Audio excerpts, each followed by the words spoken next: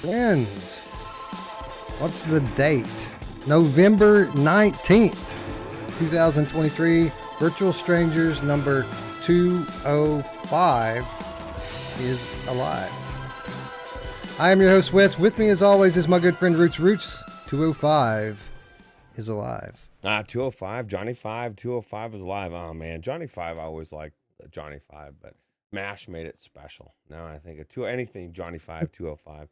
Oh, that's crazy, man. You know, I was just looking at my beard, and I found a new shampoo conditioner that I feel makes my beard less mangy, and it's super cool. It's a little bit more Congratulations. Yeah, you have no idea. It's like fucking hard. Mane and tail? That's what everyone around here says to use, is mane and tail. No. Which is like, it implies that it's for horses or something, but you buy it at Walmart, so well, I don't know. It could be for horse. Maybe I am using the horse stuff. I don't know. All I know is that it's I have a very dry like beard, and so like it needs more moisture, and this one seems to it just seems to be better, and I just feel like the last couple months it's been although it's still, I don't know. Enough about my beard. Yeah, I'm excited. 205. You need to get you some Dr. Squatch, bro. Yes. Who doesn't want some Dr. Squatch, right? Yeah, it's the time to get it, right? Like, it's the time for everyone to stock up. If people need to know what to get Ruuts for Christmas when you're shopping this Black Friday, that's right. Get him a big, giant tub of Dr. Squatch. Who doesn't love Dr. Squatch? You know who loves Dr. Squatch? My mom! Yeah, she does. She does. It says Wes is notably louder than Ruuts. Yeah, Wes is like very on it. I'm trying to, I mean, like I've got his mic on good. I'm trying to get mine right where that is at. Maybe I just need to talk a little bit closer into the mic, I think. Maybe. I don't know. They say that I'm louder, but they don't say if I'm too loud or if you're too quiet. It's just out of balance. Yeah. Anyway, it's Black Friday week, dude. Like, how the fuck did this happen? Like 5 minutes, and now it's time to buy fucking Christmas presents. Like, what's happening here? I thought it was summertime and there was no games going around. What? I'm confused. The way time passes is just like, it confounds me. I just feel like time has gone by faster. I know that there's no like logical way to gauge it, and we're getting older, so that's kind of part of it. But everybody I've talked to, like everybody, feels like it just seems like time is flying by. And even it just is crazy. I don't know, but we're here. Black Friday, we get to fight over TVs we don't need and some other things that you know what I mean? How crazy. Yeah. You know, it is kind of weird because it seems like time flies, but then on the other hand, when I think back to, you know, February when PSVR 2 came out, or just before that when we did the 2022 show, that seems like forever ago now. Seems like it's been 2 years since then, even though it seems like it's been 5 minutes to take. It's only taken 5 minutes for the last 3 months to roll by. It is weird, right? It's like it's a double edge. It's like time is. It's kind of like when you're growing up or your kids are growing up. It seems like they're young forever, and then all of a sudden they're grown. You're like, what the fuck happened? But for a while there, it seems like it was taken forever. So very crazy. Brandon in the chat, Ryan Brandon says, I got my TV, now I'm broke. Did you fall for it, Ruuts? They started 2 weeks ago saying that it was Black Friday, but I do watch the calendar a little bit. I know it's not Black Friday. It's a trick, right? It's a trick to get people to start spending earlier so that when Black Friday gets here, they can roll out the real sales, and then people will have to go like pawn their wedding ring to buy graphics cards and shit. I honestly I did fall for it. But I couldn't help it. I saw the i9 when it was like $580, and that was like $699 for the motherboard, processor, and RAM, 32 gigs of RAM. I was like, fuck, man, that to me that felt like a Black Friday deal. Now it might be a little bit cheaper, and that's the thing. You take a risk, you know. Like even D, she's getting a video card Wednesday, the 4080, and so a lot of people would say wait. They would say wait until the supers come out because they're going to be cheaper somehow, or they're going to be the same price. My thought is since the 4090s have dried up, which they really for the most part have. Uh, the 4080s will start to sell out to some extent. I don't think Nvidia wants to sit on their inventory and have things come out and have to drop prices.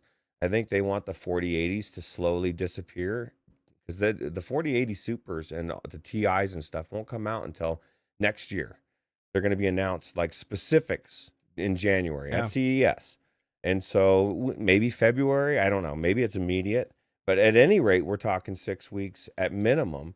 And so over that time, the 4080s will sell. The stocks, I predict, is just like the 4090s, isn't flowing in from NVIDIA as much as it was before. So those will sell out right in time for the supers to come out. Supers will come out at the price of the 4080s now, or maybe even the 4090 price, because the new 4090 price, Wes, is about $2,100 instead of about $1,699. Unless you can randomly find one, which is crazy. So there's a risk, right? But you could also wait and maybe things do come in cheaper and you get a better deal. I don't know. Yeah, well, here's the one thing that they all have in common, whether you're talking about 4080 or 4080 Super, 4090. I can't afford any of that shit. So I'm not getting any of it. Although I do have to say, and I don't know if I'm supposed to talk about this or not, but you can. I don't care. Yeah. Santa Claus just like contacted me. Like I wasn't even looking for it, and Santa Claus contacted me and made me an offer that I can't refuse. And I'm upgrading 2 years sooner than I thought I would, which is a double-edged sword in itself. Like it's a big blessing because I tell you what, this 8 gigabytes of VRAM that this 3080 has in it has been a thorn in my side. Like I wonder, every time I crash, it makes me wonder, is it because the VRAM's getting overloaded?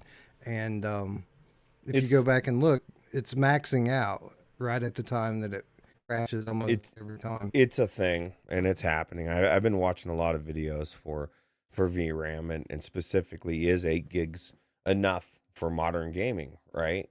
And a lot of these new games are coming out, and games are crashing. People are leaving bad things, saying, "Hey, my game crashed. Your game sucks. It whatever." But it's because the VRAM's not enough.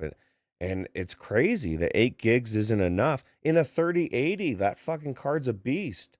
But it's just showing you that, as they're adding more and more features, and especially in all these mods, because there's sacrifices. You can go in, you can tweak everything down, and you can make it look not as good, and maybe get it to not get to that maximum point. Yeah, I don't want to do that. This is what keeps me out of PCVR and modding and all of that shit. As much as I would like to play, I don't want to, nor do I have time to tweak and fuck around. Like I need to get in and spend 5 or 10 minutes max and then start playing.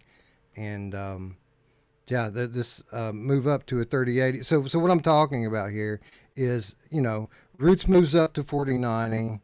He passes on his 3080 to D. D decides she's moving up to 4080. Now here's this graphics card floating around, and they make me an offer that I can't refuse. Actually, the first time they made me an offer that I did refuse because it was just like I couldn't accept it. So we straightened it out to where I'm not completely raping them. But yeah, I got you. Ruuts is going to help me out. And I really appreciate it, man. It should help the channel out in a pretty substantial way, especially in the next 12 months as this mod rolls out, this 3D injector. I might get to play around in it a little bit more than I would have originally been able to. So thank you for that. Oh, no problem, man. I don't know. I feel like this injector mod is going to be so so much bigger than we think. I just want to play Back for Blood in VR. You know, there's so many. I have so many games on this list. It Takes Two, I think, is one of the best games, and I think this is the thing, Wes. I think you and Michelle should play It Takes Two together. Uh-huh. It's like the We might be able to do that if Isabel let us play on her computer. We might could start doing that, like that'd be amazing. PCVR co-op type stuff. Yeah, because that's the one. That's the best co-op game I've ever played. It's an amazing couples game. I played it with Mash, so I wasn't quite a couples, but he was my boo, and it was amazing. It was cool. I can't wait to play it again Shout in out to VR. Mash, by the way. Happy birthday to that guy, which it should be his birthday here within 15 minutes. So happy birthday, Mash. Oh yeah, But happy yeah, birthday! I was wondering why he wasn't here. Well, now I'm glad he's not here. He needs to he's in be. Disney World. Oh, that's right. He's here for the weekend, right? Yeah. He's supposed to be back tomorrow though for CruCast. So Okay. I think we're on for CruCast. We missed last week. I think we're on for this week. GT seems eager to talk to us. Chinatown D says Returnal in VR. I will say this about Ooh. the 3D mod before we Mm. 3D injector before we move on from it. I have seen the list and it's impressive, but there are some titles that you're going to want to play that aren't going to work. Most of them will, but Right. not all of them. So don't get your like Every game's gonna work. I'm every hope. Yeah, saying. it's not going to be like that. Will As of Returnal right work? now, Returnal does work. That's confirmed, and you can watch the YouTube channel Waifu. What's it called? Waifu Explorer, Yeah, they maybe keep showing all these games, and I like haven't been. 2 or 3 a day. I'm Yeah. not I'm not watching it, Wes, because that's just gonna make me. I'm already like waiting like a kid on Christmas, waiting for Christmas Eve. I don't know. But yeah, this is the thing. Even if I don't care about every game working, because the games that I already know that do work are like some of my top games of all time, and so Yeah. like this It's like is. 85% that they've tested. They've tested almost 600 of them that work. So it's the vast majority of them. Yeah, I just think it's amazing. I think it's a big push for not only PC VR people, but for VR in general, because all these games out there now. What are these companies going to do? They need to just get out there and start putting their games in VR official. So Well, we'll just make them VR. It's getting to that point now where like people who are privileged as we are can just force it into VR and say fuck it. yeah, yeah, and I mean, and R- that'll have to do until we can get built from the ground up in VR. But I would like to say that, I mean, obviously it's no secret that I don't mind that I actually on some levels prefer it, because there's a simplicity with button pushing, right, in VR, and you get immersed because you're not doing all that other stuff. You're just playing the game like you always have, but now you're in there. Uncharted 4 is like on the top of my list of all time VR experiences, and well, very few built from the ground up games can top it, just because it was all around amazing. So Yeah, and a lot of these games too. They have 3DoF motion controller support. So what that means is that you can't move your hands around like you normally would, but you can use your motion controller.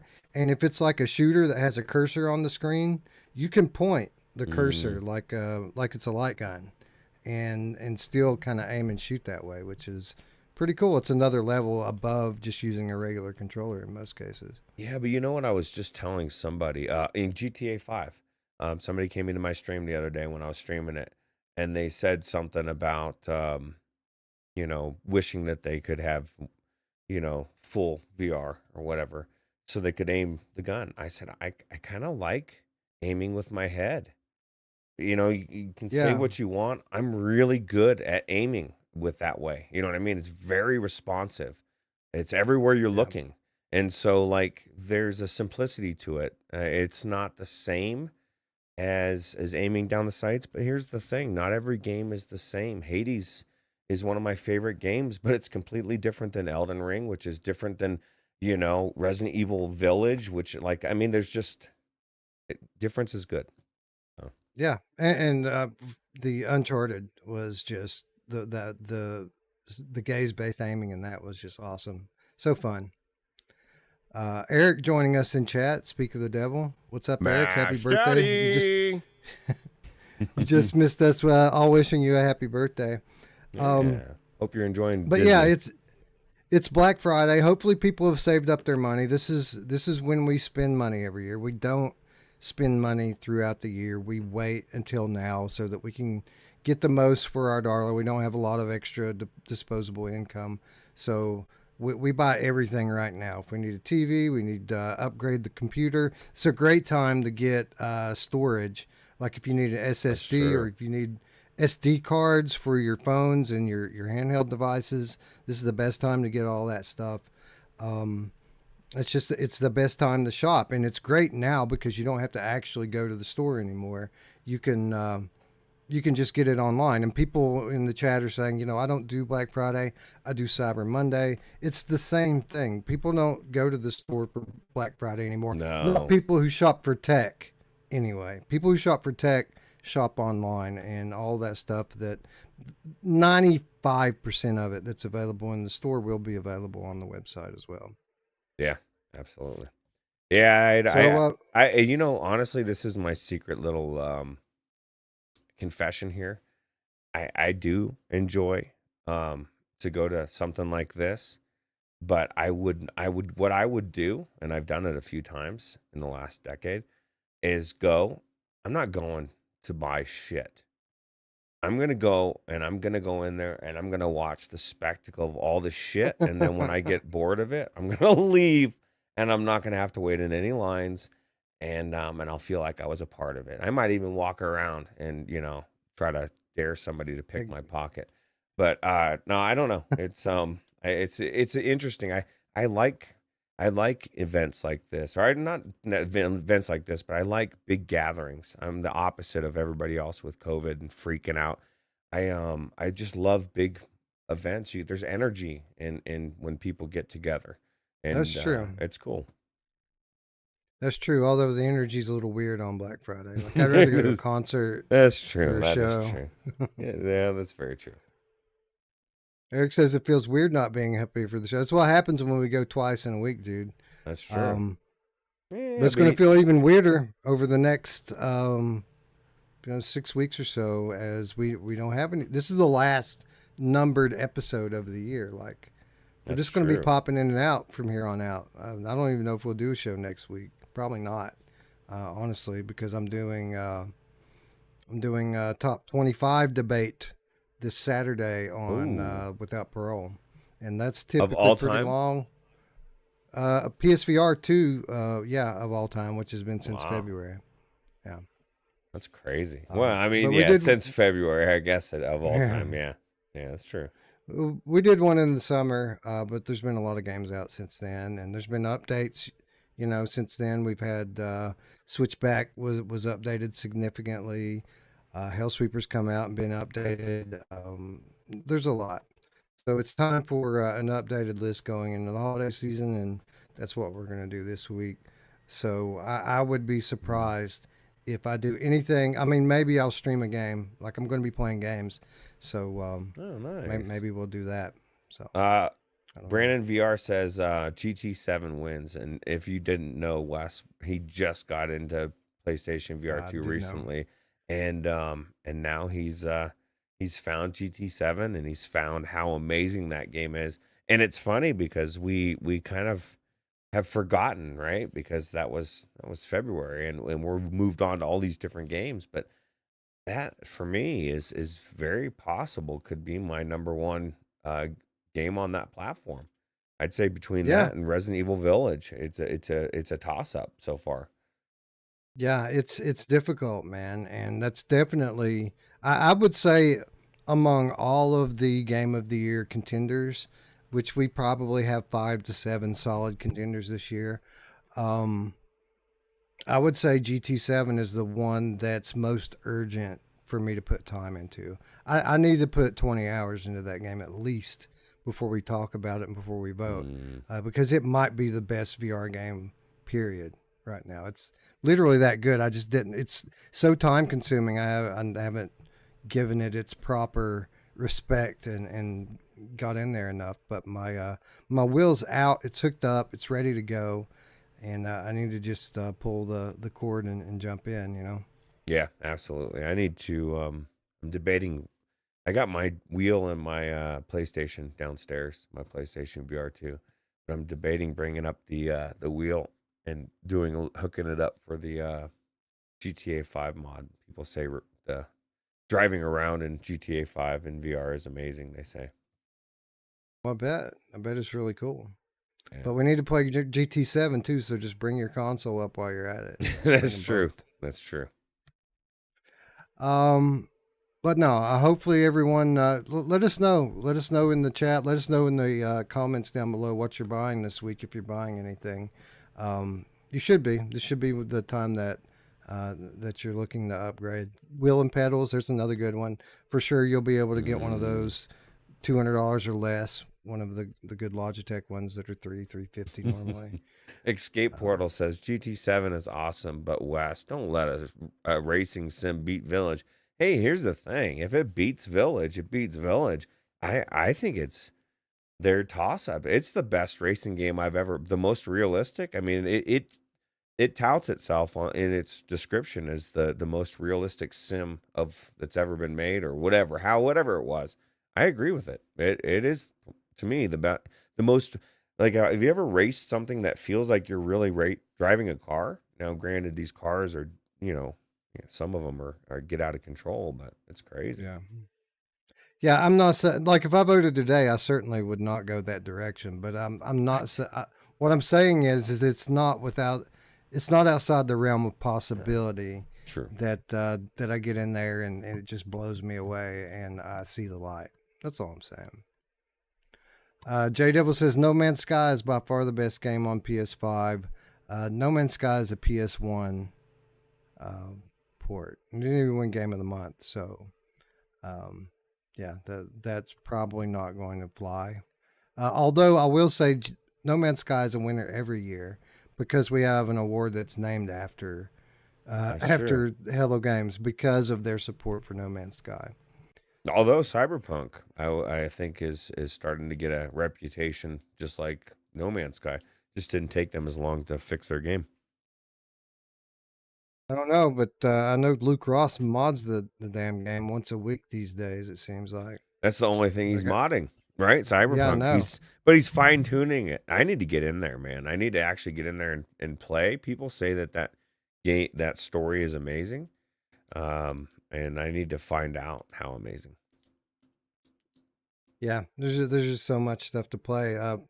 It would be difficult for me to embark on something like that right now because I've been playing Assassin's Creed Nexus and digging it, man. Digging it a lot, honestly. It's interesting, man. I haven't played it a whole lot more. I played another hour or two of it since we last spoke about it on Friday. But yeah, I just reiterate everything that I said on it before. You do get a bow in it, by the way, Roots, pretty early And on I in the heard a game. throwing dagger too, right? Dee said she Yeah, yeah, loves the throwing dagger. yeah. It's pretty cool. The only problem I have with it is they don't let you carry very many of them. Like you can carry two, and they give them to you like everywhere. But they always stack them, so there's like 10 in a spot where you find them, but you can only take two of them, and like you have to leave the rest of them behind. Kind of sucks. But it's fun. They're fun to throw. They use auto aim, so basically you just have to find your enemy and toss it, and you kill them every time. But it does feel good, and it's super fun. Um, yeah, I mean, I'm really digging again a new level for standalone VR. Hmm. And everything we said about it the other day is pretty much held true. Um, I don't know. I wouldn't say that. Like the aliasing has become a lot less prominent in the level that I've been playing in. Like I don't see it hardly anywhere. Um, Well, that's But the going to be micro stutters, situational, right? Right. Like yeah, aliasing is yeah. going to be more on, like the open world. It's harder to hide a lot of that. But anyway, sorry to cut you off. No, no, but the micro stutters persist. They're still coming on it. It's still annoying, and I'm almost to the point of buying that games optimizer just to see if it actually does make it go away because it is bothering me. Um, but in spite of that, I'm really digging the game. Everything I said about it was true. Like the gameplay's fun, the the production values are pretty top notch, especially for standalone. Um, it is wallpaper textures, but like you have to put your nose up to it to see it. Like if you stand 3 feet back from something, you can't tell that it's wallpaper. You have to get up and Not examine it. all of it is wallpaper either. Like some of it, it's like a mix, right? Hmm. Like, and Right, so, right, exactly. yeah. And my thing is like, because I thought about this a lot, about that conversation. And I was thinking, I don't know. I mean, I know that they're squeezing every bit they can get out, but I don't, and maybe a developer would say, Roots, I have no idea what you're talking about. I just don't know that those textures in those specific things would be what would make or break. And it'd be like, you know what, we have to use low texture on this wall and this one and this one. You know what I mean? And maybe it is. Maybe it's just to keep the game down. I'm sure there's reasons for it. Or it could just be that they just got missed and some. I'm just hoping that in a AAA game, because AAA, I don't. I would hope that there would be no textures like that. Dee pointed out one that was the most egregious. She said, I guess, and I never even noticed this, but I guess they've got like these things you can open up, and you pull a lid off of something, and there's gold in there, and Yeah, it it's like gold paper. Yeah, that's she true. said it just looks like gold paper. Is exactly what she said, and that's like, why couldn't they just make individual coins? Like, and it's not too late. They can. Well, it probably is. It's Ubisoft, and to be fair, the game is 99%. You know what I mean? It's like this is such a Yeah. small nitpick. I just wish it was we we didn't. I wish I would have gone up to every wall like I can in Shadowgate and say, oh my god, like every texture is fucking amazing. But Yeah. it's not the way it is. It's a different game though. I mean, True. Shadowgate puts you in corridors and shit. Well, True. this is putting you in a giant city full of people. Like it's way different, and it's running, 45 frames is what that standalone thing is generating, and it's having a hard time. That's why it stutters, is because it's having a hard time keeping that frame rate of 45. So I would say any kind of shortcuts that you see in there is necessary, and sure, maybe they could have, you know, given us that, but giving us that would have meant they would have had to taken away something else. True. And considering that this thing's been in development for 3 or 4 years at least, um, they've probably tested this way and that way and optimized it to the best of their ability at this point. Now there might be still be some headroom on like Mm. Quest 3 and Quest Pro, that there might still be some juice left in the squeeze that we see over time. True. That happens. Um, but right now, I'm pretty happy with it. Like, I'm enjoying playing this game. It isn't every day we get games like this. So I think that I'm glad. I mean, when you think about what Quest has been for the last 18 months, it's been a fucking cesspool of nothing, like with rare exceptions. So to get something like this, I'm just glad that standalone's back in the fray again. Not Because only there for a while that, it was nothing. Yeah. not only that, but we have like examples of games like Medal of Honor that can't come out and came out as like in such a weird way, and they've fixed it, but even now it's nowhere near the level of this game. You know what I mean? So it's an amazing game. And yeah, it's nitpicky. And I'll tell you what, I'll give you the brick uh textures and all those textures if you just get them to change the gold coins. Please give me coins. Don't give me paper. Like, what is it? Because I have to assume that, like, am I just assuming it's gold? Because maybe it's just a very elaborate basket with a inside lined gold Well, I bottom. quit looking in all those fucking containers anyway because there's jack shit in them. Like, Like that's Maybe. one of the things that I feel like they could have done better with the game is like they have these gigantic maps with all of these drawers you can open and containers you can open, but there isn't enough to search for. Now there's a lot of pure collectible type stuff, Mm, um, but that sort of stuff is there's not enough of it there's not enough of anything else, or there isn't anything else, period. But there isn't enough searchable items to make just searching out that stuff worth your time of searching everything. Like to just search for that stuff is like needle in a haystack type thing. And the way that I like to search for collectibles like that is when there are other things to find, when there's ammo and health to find. That's the stuff I'm looking for. And then when I'm being really thorough about finding that stuff, then oh look, now there's a collectible that rewards me for being thorough. Right now, the way this is you'll occasionally find a letter or some throwing knives that you can't pick up because you already have to. Um, but for me to search everything, very rarely would I find anything. mm. And so for No, that reason, I don't even bother with it most of the time. I no just no reward. go No, on. no Yeah. reason to. Yeah. It's It's kind not of a worth my bummer. time. Looper says he Yeah. agrees as well. And I agree. I agree with that. I disagree with J Devil says I get hung up on the weirdest stuff. Just play the game. I'm just trying to have fun. This is my thing. Like I just think that little immersion things, like I think it would have been cool to open it up and see coins. I think at the end of the day, like Wes said, it really doesn't matter. But it's a little thing. It's a nitpicky thing. Um, but yeah. I think at the end of the day, this is definitely a home run. And we never actually, because the conversation was I was thinking about this too because I guarantee that conversation didn't happen on any other channel, because it was a different conversation. Yeah. But we never talked about the cost to ratio. Do you think it's worth the price of admission? I think Oh yeah. absolutely. What is that? It's $40, right? Yeah, $40 game. Yeah, dude, I all think day on that. it may even be a $50 or $60 game. But I mean, Yeah. it's definitely worth 40 for sure. Yeah. People are saying it's a 20-hour game, and it's continually gotten better through what I've played of it. So if it continues at that, you're probably right. It's probably a $50 game or more. For J Devil, Um, it's not. It's he's already got 30 hours in the game, and he said most of that's just been running wow. around, fucking around. That's one thing that I wish that the game did have a little bit more of.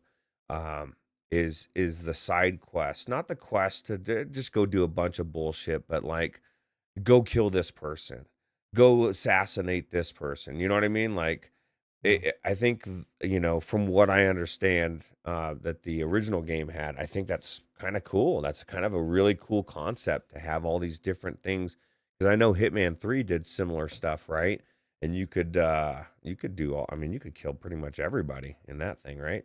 Um, Yeah, and, funny. It's funny that you say that because there are times this game reminds me of Hitman, just because of the the scope and size of it, and the kind of freedom that you have to just fuck around and kill people and do what you want at your own pace. But you're right that there could be some more like story content on the side to kind of. And who says there won't be, right? yeah, Like maybe they'll add something like that in. Uh, and Um, maybe for I the will say next, this though, I feel a lot better about the parkour now, having played it a little bit more. Like scaling these rooftops and being able to run across town is great, and I don't think they would have been able to reproduce that experience any other way that other than the way they went about it. So I get that now a little bit more than even I did on Friday.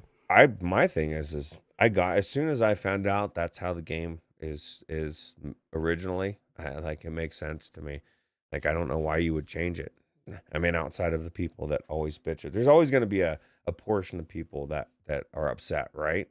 But it's designed this way for a reason, flat and VR, because you want it to flow, and you want you don't want it to be like Ghost Runner, where it's about frustration and falling off and dying and redoing it and having to figure out a different way. That's a different type of game. This is completely different. This is a stealth game, assassin game. The parkour is on top of it. It's a movement style. It's not designed to be like it's not designed to be that way. So, you know, it's like being upset about a movie because the plot isn't what you know what I mean? The plot isn't written Right. that way. It is what it is. So, J Devil says once you get used to throwing yourself up buildings, it's amazing. That's true, and I'm not perfect at it yet, but I did discover today that when you're kind of climbing, or you have your grip of something, you can just toss yourself in a direction, and it has mm, like a jump feature that really like throws you wow, when you throw yourself, and that's it cool. yeah, it is cool.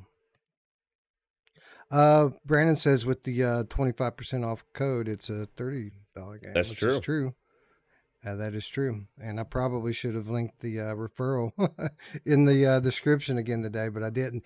If you want to use our referral link for that game, you can go to our most recent episode. It is in the description of that, and it's also on our Discord channel and the Bargain Bin channel. So go on there, get your $10 off.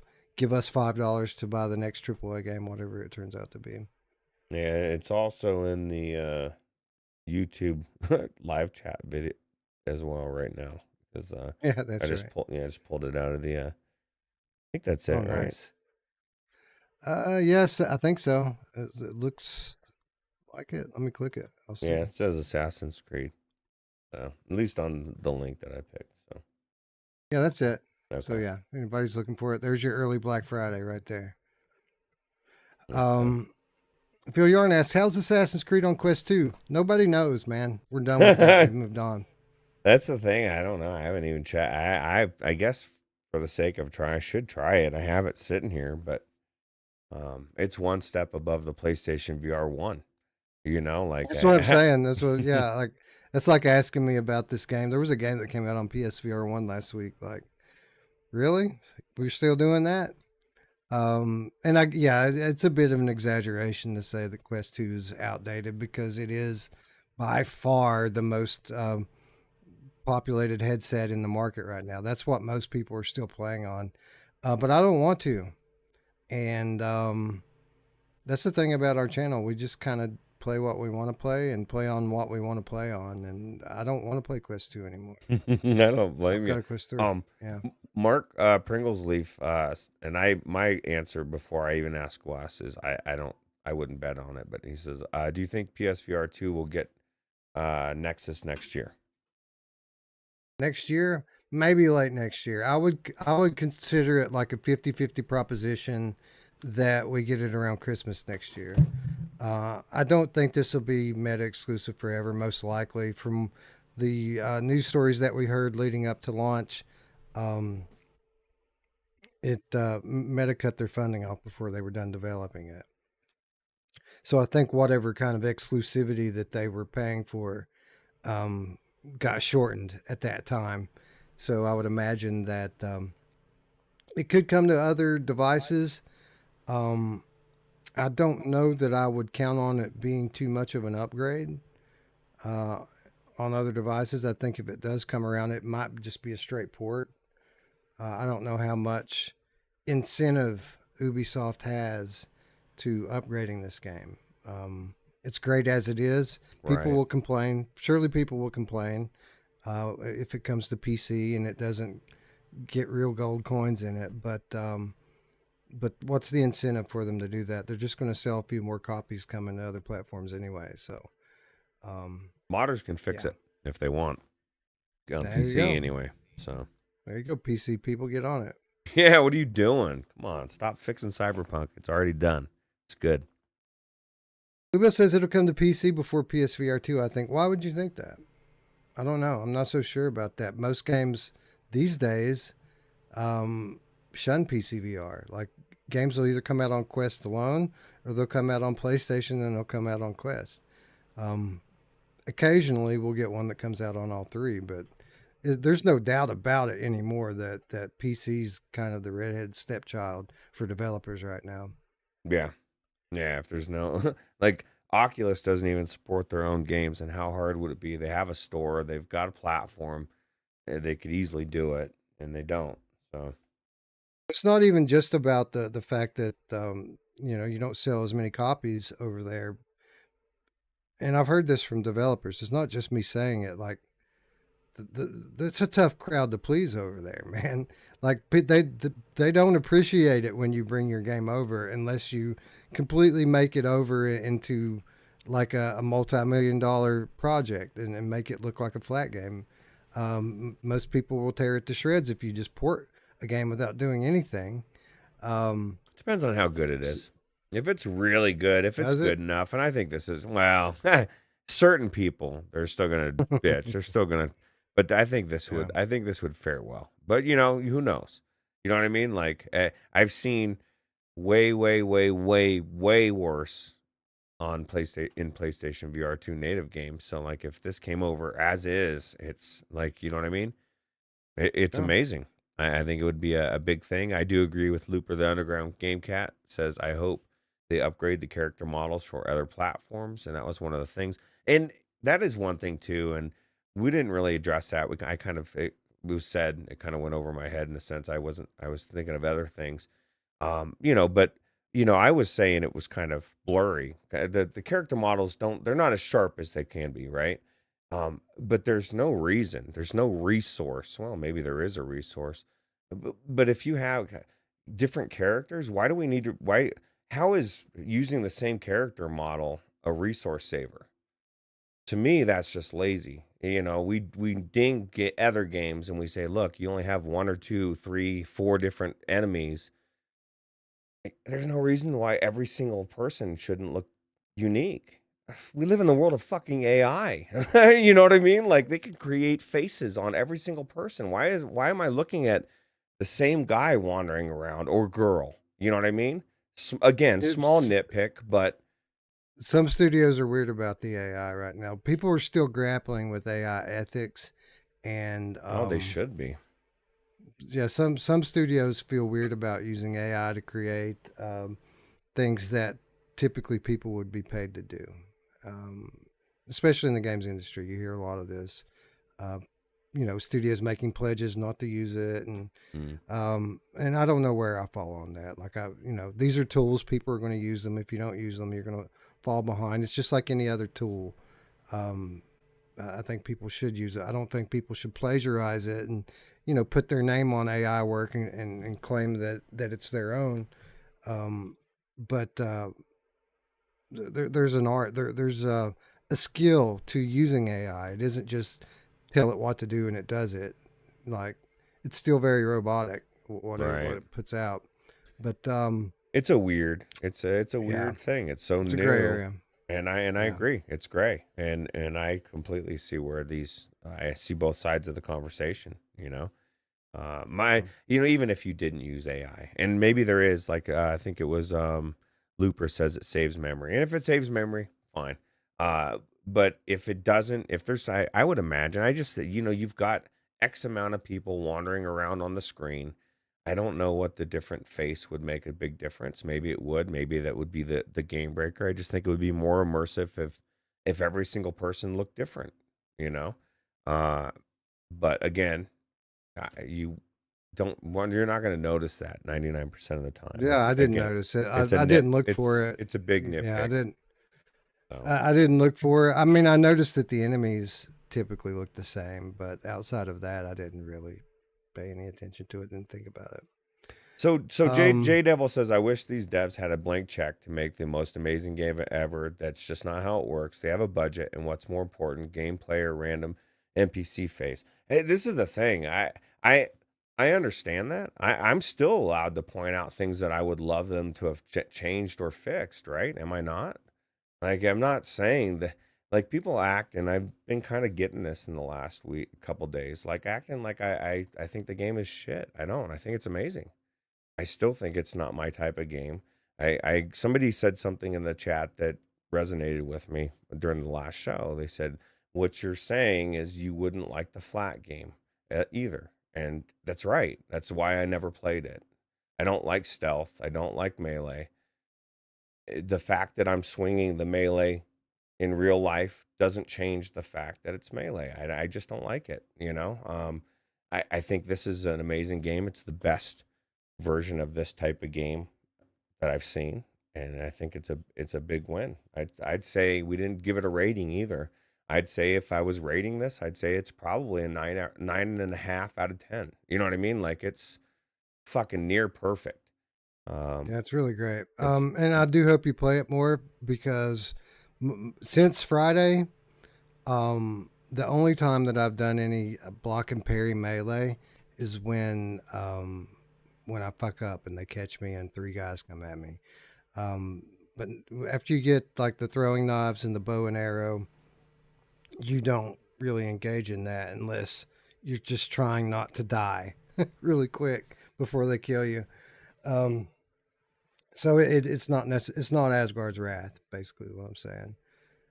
You can get away from it at least right now, unless it changes later. I gotcha.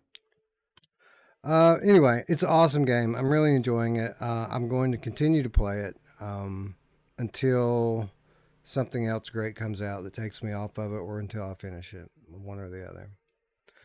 But let's say hello to our friends in chat. We do have a full show for everyone this evening, our last numbered show of the year. But once again, Looper is here.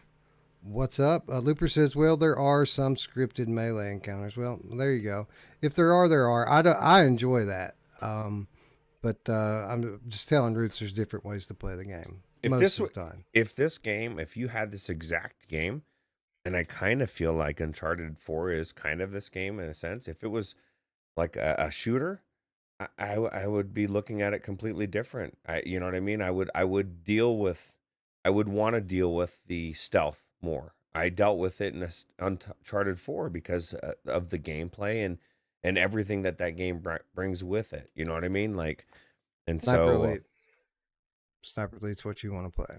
yeah, It looks a lot like this graphically, and there's a lot of those stealth sequences. But at the end of it, instead of stabbing people, you're sniping them or shooting them. I guess you can stab them. I never do. But yeah, it reminds me a lot of Sniper Elite in certain ways. yeah. Kevin Tech is back with us once again. What's up, Kevin? What's up, Bluebell? J Devil, It's Free VR Real Estate, Mark Pringles Leaf, Old Darth is here. He says, I like stealth. I'm not big on melee. Yeah, everybody likes different things, man. That's perfectly all right. Phil Yarn says, I just use your code. Thank you, Phil. We used this same kind of referral credit is what we used to buy the game. And now that we've bought it, we're probably going to make what we spent on it back in It's a win-win. Credits. Yeah. So everybody, you guys get a discount, and we don't have to spend money out of the donations that we would spend other ways, right? For other things for the show. Although I think I'm going to cancel Luke Ross if he doesn't start doing something other than Cyberpunk. I've got your Cyberpunk, bro. Like I don't need $10 a month for Cyberpunk updates. He heard we saw in the chat when he said that the Liberty thing broke the mod, and that it was going to take as much time to it would be like starting all over. And the way he worded it, it was like almost like, yeah, well, sorry, it's broke. And that's fine. And fine, people immediately, like, it was a roar of people saying, well, I'm taking I want my money back, and I'm leaving, I'm quitting. and so, like, there was such a big uproar that he's realized that Cyberpunk is like in the community's top list. But I agree, because it's been like a while, right, since we've had anything new. For sure. Yeah. I mean, it's a $10 a month thing. It's not, if it were $1 or $2, it would be different. But like, and we're about to get 600 games, and you know what I mean? Like, yeah. I bet Prey Dog doesn't charge $10 a month for it. Maybe I'm wrong, but I don't he's been think working on it a year. Yeah. Technoglitch is with us, as is Kill Artist Won the Dreamweaver Game Cat. Ryan Brandon, we already said hello to. What's up, Ryan? Tatum's here. What's up, Tatum? Chinatown D. What up, D? Who else is here? Mickey Barrios. Chris Richardson, what's up? Chris Richardson getting ready to fly home, it looks like. Have a safe flight. Enjoy thyself. Who else? Scrolling. Michelle B. What's up, Michelle? Ryan B. Always Michelle B and Ryan B. Right back to back. It's suspicious, Ruuts. That is suspicious. Mark Pringles Leaf says, I know who else doesn't charge $10 a month. My mom! Dude, it depends on what you're talking about. She might do something for 10. I don't know. What's up, Space Denison? Good to see you. Virtual Authority Australia. So I'm actually reluctant to buy Nexus for Quest 3 because I want to see what VR2 version is like. So you're going to wait a year plus to see what the other version is going to be like. Well, more power to you, friend. That's my reason too. I'm waiting for the version 2. No. D's really enjoying it. It's good. It's a really good game. Prophecy 777. What's up? It's free VR real estate. I can't remember. Maybe I said hello to you, but hello. Hooked Worm, the Hoosier Game Cat. No Man's Sky and Switchback made a comeback. That's right. He's talking about the top 25 list. No Man's Sky didn't even place last time, so it will definitely be on the list this time for sure. It's going to be an interesting conversation.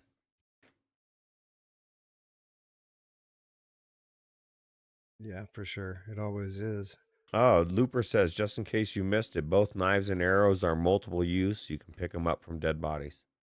Sometimes you can. Sometimes they just fucking disappear immediately, though, when you shoot them, and that's annoying. Maybe when they're broke.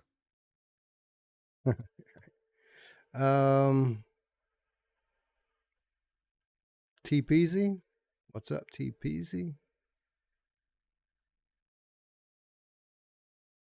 Scott the PSVR Game Cat for life. Yo. D-Rail. I think I'll be fine with my 3090 until the 50 series. Yes, you'll be fine. That's the 3090 is a beast. Rogue TR. What up?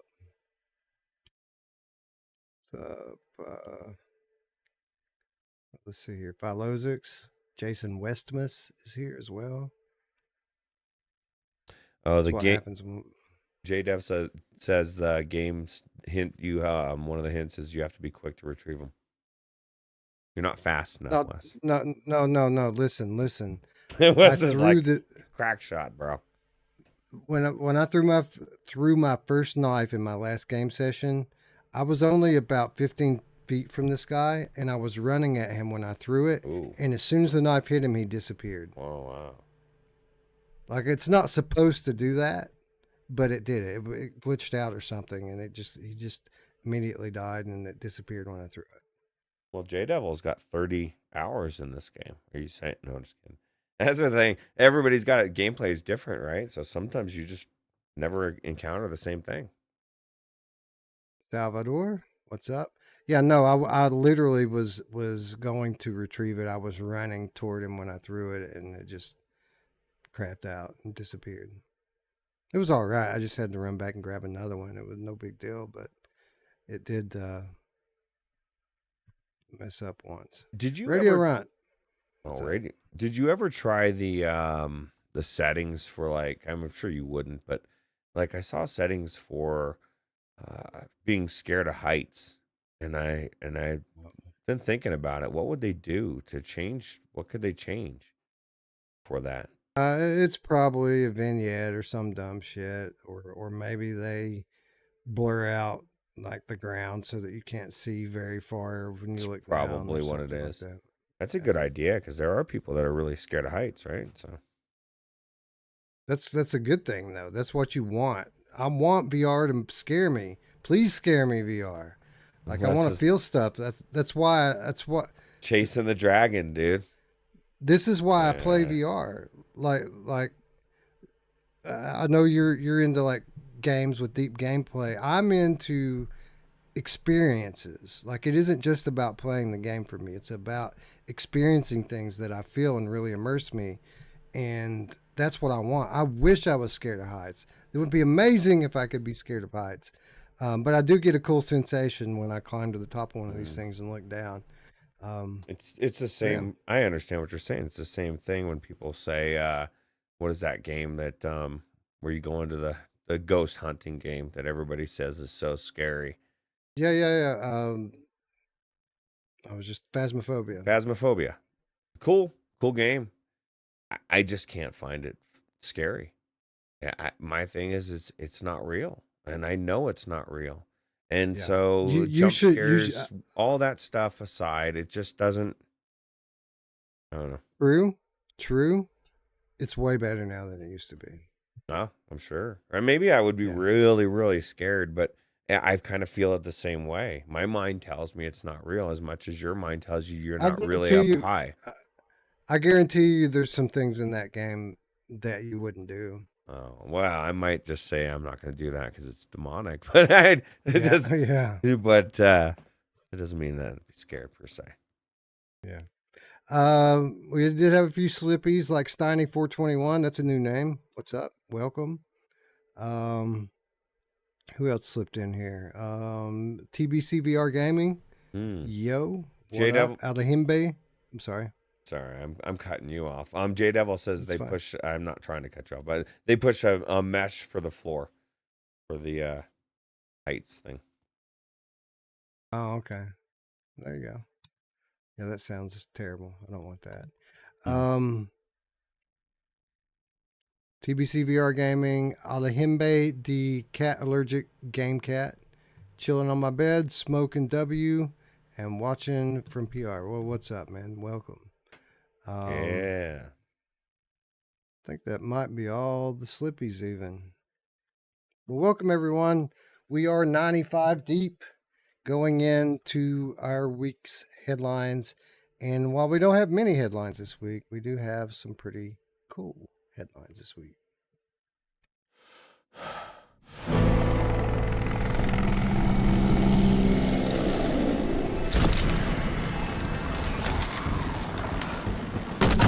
You know, we've got a lot in common, you and me. We've both been alone out here for God knows how long. When we find fucking patient zero and we chop him up to carry with us, it won't undo what he did. But damn, it's gonna feel fucking good to get some justice. It must be the guy who bit him. Biker. He's patient zero. God, all this damn walking. Well, for patient zero, like he hasn't made me suffer enough, you know? Patient zero, asshole motherfucker, I'm gonna fuck you up. Oh, let's get this party going! Heads up, Fred! Kaboom! Just stay with me, stay with me. It's gonna be okay, bud. It's gonna be okay. Ah, shit!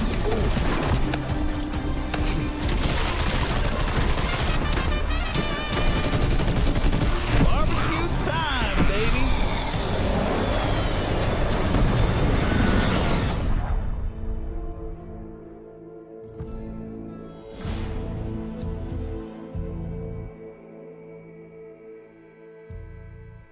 Blah, blah, blah, blah, blah.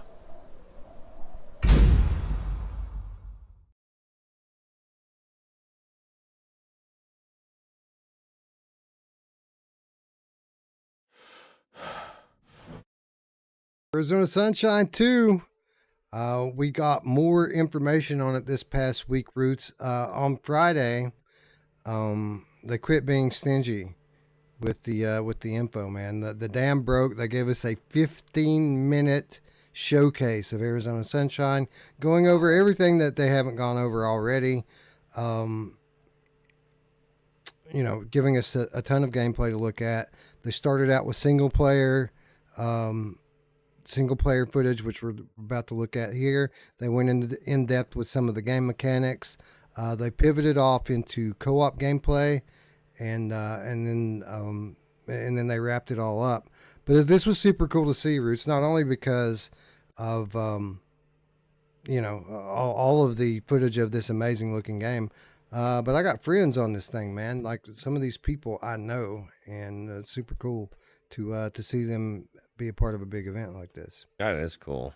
Yeah, no, I mean everything about this game looks amazing. I know there was talk in the Discord about people saying, "Oh man, 4 players, only horde mode." And like I don't even care if this game came out and there was no co-op, I would still think it was amazing. I loved the original Arizona Sunshine. I thought the DLCs were cool, but they weren't as cool as the original, and this one seems to be even better than the first one. The story was what was amazing. People in the chat are saying the acting, the story, everything about it was the first one was amazing, right? And this one looks even better. So coupled with the fact that After the Fall has some of the best gunplay that I've seen in VR makes me think this is going to be an amazing game. It's still going to be Arizona Sunshine. People need to understand that right now, that this game is still going to be Arizona Sunshine. It's still going to be linear. You're still just going to be running down a track, shooting zombies and looting for the most part while the story plays out as you play through it. But it is making a step up, right? It has new weapon mechanics. It has a pretty big arsenal. There's some limited crafting. We've heard people say Half-Life Alex when describing it a few times, and I think that's probably a pretty fair comparison, to be honest. The production values look great, but Half-Life Alex has become this kind of legendary game, and people kind of forget how simplistic Half-Life Alex was. They give you 3 guns. You know what I mean? They give you 3 guns and very linear. Yeah, it's extremely linear. The crafting is just barely anything. You search for one item to craft with, and all you're really crafting is upgrades for your guns. Like this game is going to have more depth than Half-Life Alex, and I guarantee you there will be people out there that complain about this game not being deep enough that love Half-Life Alex. Yeah. Well, this is not in the Half-Life universe, so what are you gonna do? Right. I don't know. I'm excited about it. I think this may turn out to be the best zombie game that exists in VR. Who knows? I think it'll definitely be the best action zombie shooter in VR. And the cool thing is they're bringing back everything that people love about Arizona Sunshine 1. They're bringing back the co-op. You can play through this entire campaign with 2 people, which I'll probably play it by myself first, but then I will immediately start running it with people and probably play through this game 10 times by the time February rolls around. 4-player horde mode, which the horde mode of the original was fairly simplistic. I'll bet you that the horde mode in this game is going to be more like After the Fall horde mode, which is actually really fun. Yeah, agreed. And one thing that this game has that the original doesn't have is launch day support for cross-platform play. So PlayStation players are going to play with Quest players, are going to play with PC players, all out of the box on day one. And we know that that's going to be true because of After the Fall. It works for After the Fall. This is something that Vertigo Games has leveled up on since the original Arizona Sunshine. And that's cool. Like obviously I'm going to have this on every platform, even if I have to buy it. But I think it's cool that our entire community is going to be able to enjoy this together. There's not going to be any boundaries here for people. I agree. I think it's cool. But I mean, what we were just saying, it's very rare that you see a game come out on PC or PC VR. So I think it's cool that they're still supporting PC VR, and any dev that still supports PC VR has my support, because it's a platform that still exists. You know what I mean? And so, I don't know. It just it's my preferred platform to play on for a lot of reasons. The biggest thing. Well, it should be. It should be. If you have a $3,000 machine it should give you the best version of any game that it supports, right? So it Right. makes sense. Like, Well, even this yeah, is the thing though. Like if the PlayStation VR 2 or they say they came out with a PSVR 2 Pro and they say we're going to make a little bit of sacrifices. We're not going to have this amazing OLED. We're going to go QLED, the same lenses that are in the Quest Pro. And you know what I mean? The clarity. I mean, I love the power obviously is the big thing, but the clarity for me is like it's a big thing for me. It takes it I go so far back and forth, right? Because the PlayStation VR 2's haptics and um the adaptive triggers are so amazing. And so like the game has to be those have to be the next level to override that clarity for me. Um because I don't know. I love it. yeah, it sucks that we can't just count on getting the best version of the game on PSVR 2 at launch all the time. Like we've seen it with Green Hell, we've seen it with Hellsweeper, saw it with After the Fall. Um, like the for a capable developer, there is enough power in PS5 as it is right now to put out the best version of the game. Absolutely. Especially with adaptive But triggers. If you use everything that the hardware has, even with a 4090, you can put out a better version. Except for the clarity. But even the clarity is amazing. It's just not that pancake clarity type, but it's still clear, right? So I don't know. right, right. Well, yeah, exactly. The obviously with the pancake lenses and the LCD panels, there's a sharpness there. Um, but again, it's a trade off, right? Like the OLEDs are much brighter, the colors are better. Like They pop. it's a trade off. Yeah. And when you take everything into consideration with all the other stuff you were talking about a moment ago, um, for me, for what I like, PSVR has the most potential to create the best version of the game. The only problem is the inconsistency from releases. Like I have no doubt that when all is said and done and all the updates are done on this game, I'll be playing this on PSVR 2 every time I play it. But if I had to pre-order one, like if they put a gun to my head and said, you only get one copy, you have to pre-order it right now. I'm probably buying it on Steam because that's the only game that's the only platform that consistently gets high quality launches every time where you're not waiting on a fucking patch. Now, I guess not every time. There are exceptions. Crossfire Sierra Squad being an exception, as you all have seen. What a shit show that was. That was great on PlayStation from day one, and it's still a shit show on Steam. So it's not a hard and fast rule. But a lot of these other games, man, like that's the only worry I have about this game. Literally the only worry that I have about Arizona Sunshine 2. I'm not worried about the game at all. I'm sure it's going to be big and amazing and beautiful and fun to play and everything we hope it's going to be. My only concern is that the platforms are not all going to be equal and that there are going to be problems on Quest or there's going to be problems on PlayStation and some of the players are going to get the short stick. That I'm worried about.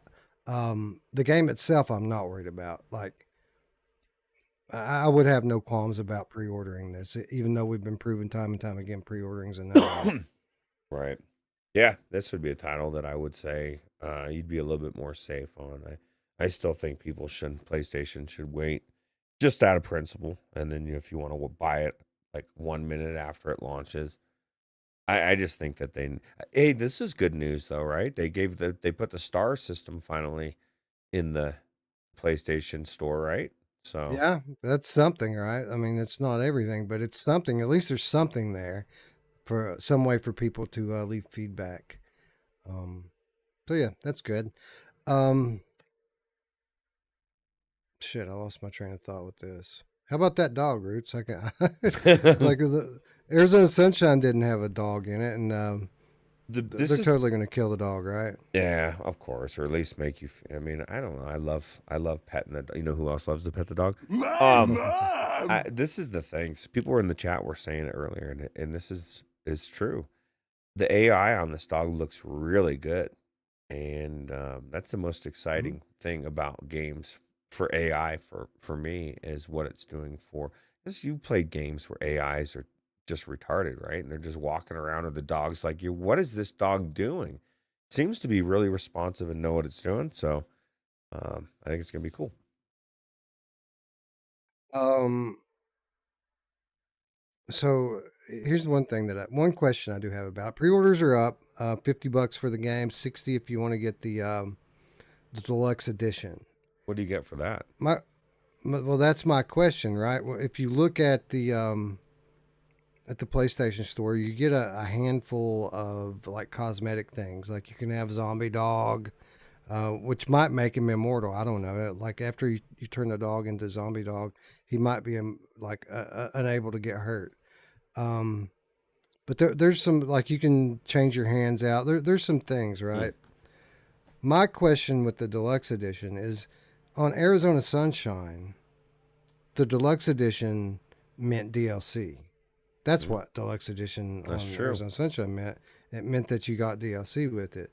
I'm not so sure that's going to be the case here. If I thought that it was the case, I would 100% be buying the deluxe Right. edition. But I don't know that. They didn't say that, which makes me think that that's not the case. That there probably will be DLC, but it'll probably be standalone DLC. What a bummer, right? You'd think the deluxe would carry that, and there's, I guess it is possible, but you're right. Usually they would be screaming, "Hey, buy this thing, you get the DLC." If that was the case, I don't know. If you're gonna make a case for skins, something like a dog skin or anything, VR is it. People buy skins for Fortnite. Myself, I've done it as well. Because you want to be a cool character, right? You want to run around as the alien from Aliens or whatever. Uh, but you're in VR and your dog is running around as a zombie dog. I think that's pretty fucking cool. I don't know if it's $10 cool, but I mean that's up to you. If that is all you get is a bunch of skins, for some people There's that'll a be lot of enough. them. There's a Yeah. lot of them. I think you get 3 for buying the deluxe edition. You get 3 more for pre-ordering it. Um, so you get So 6 altogether. I mean, it's a lot of stuff they're giving you for $10. I don't really care about any of that stuff. What I do care about is that every bit of story content that gets released to this, I want to play, and I do believe that it's coming. Like if they're smart, they'll already have 2 of them in development right now, because Roots they could sell $10 DLCs for this for fucking years. Like people are right, gonna love this game. They're gonna want to keep playing it. If they throw people like a 3 hour story DLC for $10, people are gonna eat that shit up over right. and over They and over again. they already know. They've already done it, Yeah, right? And if it's already yeah. succeeded, it's been very successful. So I guarantee it's coming as well. And I mean, we could be optimistic, which I usually am in these cases, but like if it's not listed, I wouldn't count on it. You can hope Mm-mm. for it, but Nope. don't buy this thinking, oh, they're Nope. gonna give me the DLC because you're very apt to be upset in 6 months or whenever they release DLC and they're charging. Because at Yeah. the end of the It day, would. it costs money to get the whole cast of, well, the one cast or 2 people, however many people are in the story, they got to redo it. They got lines. I mean, there's script writers. I mean, it costs money. So Yeah. And oh, shit. I keep getting distracted by chat and losing my damn it, train of thought chat. here. I think it's Bluebell using the 25%. Bluebell, what are you doing? Yeah, it's Distracting Bluebell's Wes. fault. Michelle B says on Steam it'll be $14 in a year. No, not this game. It's a $50 game. Um, you'll probably be able to get it for like 35 on sale within a year, I would imagine. Yeah, yeah. Like I said though, kudos to the devs for still supporting Steam VR, which you'd think that would be uh, a foregone conclusion. You'd want it on every platform, but I guess there's headaches to it as well. So Well, for what it's worth, I mean, it's not like I don't know. We'll talk a little bit more about this later because there's going to be opportunities. I already know. I don't want to jump ahead, but this game looks awesome. It comes out in about 3 weeks. It's giving us everything that we hoped that it would have. Really, the only two questions are: one, how long is the campaign? We still don't know how long the campaign is, and two, um, what's the state of the Quest launch version? What's the state of the PSVR 2 launch version? Mm. How do they look? How do they play? Are they at their max performance and optimization right now? Only time will tell, but stay tuned because we're covering all of that shit. Even though we're not doing numbered episodes anymore, I guarantee we'll be on talking about this one. I want to know, and we'll find out soon enough. Remember how the first one, they'd send you into these dark caves and shit by your, like you would be in this area in the dark for so long that you'd be like glad you came out. Like, thank God I'm out of this dark, right? They did a really good job with that, so hopefully it has that same feel. It was cool going into the mines because by the time you got there, you were ready for a change of scenery. And by the time you got out, you were ready for a change of scenery. Felt like being reborn coming out the back end of that mine. Yeah, absolutely. Anyway, November, I don't think we're going to do Game of the Month for November, Ruuts, because one, we don't have time for it. But two, I mean, the purpose of Game of the Month is to nominate Game of the Year. Any games from November that deserve to be in that conversation just automatically will be, because we're going to be talking about Game of the Year at around the same point in time that we would normally be doing Game of the Month. But we've already had Vampire the Masquerade for Quest. We've already had Sniper Elite for Quest. But the month is not over, Ruuts, because Quest still has one more big launch coming before the end of the month. Rated M for mature.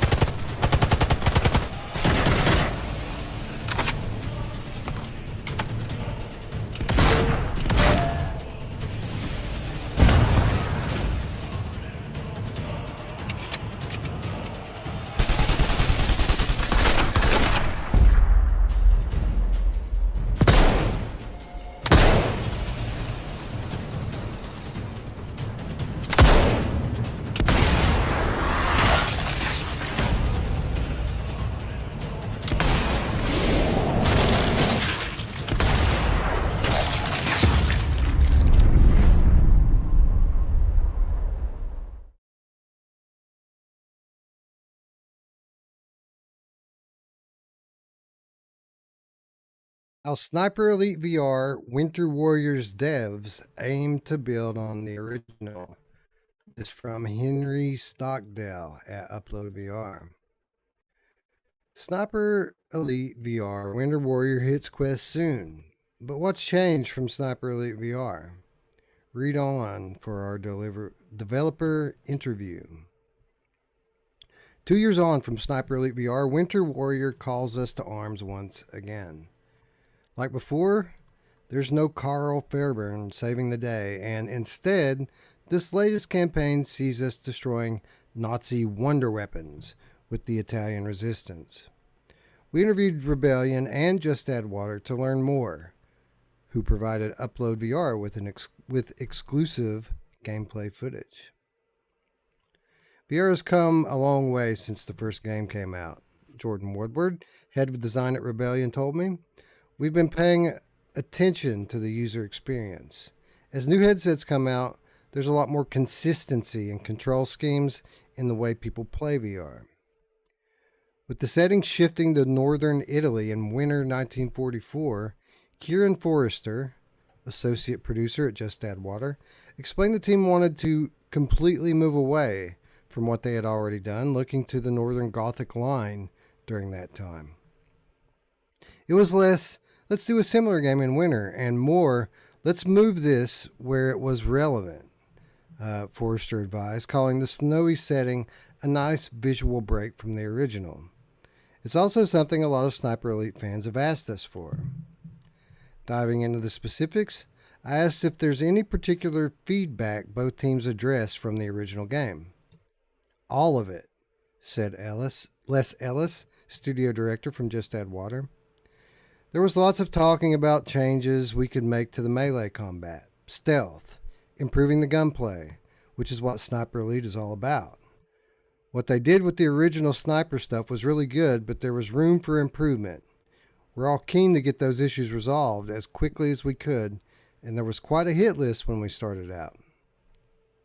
Forrester explained that they've also worked on making enemies react differently, instead of simply adding more variants. When you go loud, it feels like going loud. You're feeling that response back from the enemies. Or, if you're going down the stealth route, you're feeling that you've got the opportunity to be stealthy here. Part of this involves lobbing snowballs to distract enemies, who will then investigate the sound. We've tried to make sure that there were as many opportunities for players to leverage that sound detection by making sure there are items around, in especially the areas where stealth is a viable option. I'm also told Winter Warrior adds some fan favorite new weapons, though don't expect too many.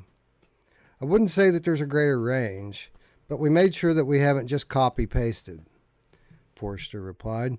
Most weapons have been carried over from the original Sniper Elite VR, but we are introducing some weapons like the M1A1 Thompson submachine gun and M1 Garand rifle. I asked if the campaign contained locked levels again, something our review criticized. Forrester said that that's no longer the case. The star system that was before locking missions has now become a challenge system. It's an additional way for players to try things they wouldn't necessarily do the first time around.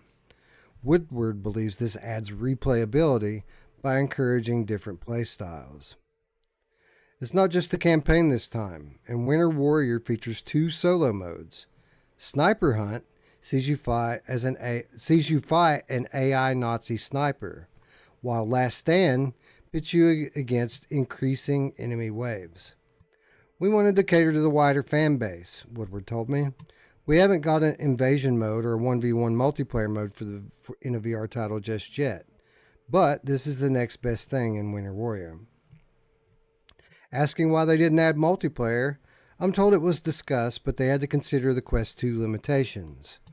We're pushing the hardware a hell of a lot with this one. Adding other players adds extra stresses to things like your frame rate. There are limits we're not allowed to drop below. Ellis says that they would have to lower the campaign's visual fidelity for multiplayer, which would create further time-consuming challenges with testing.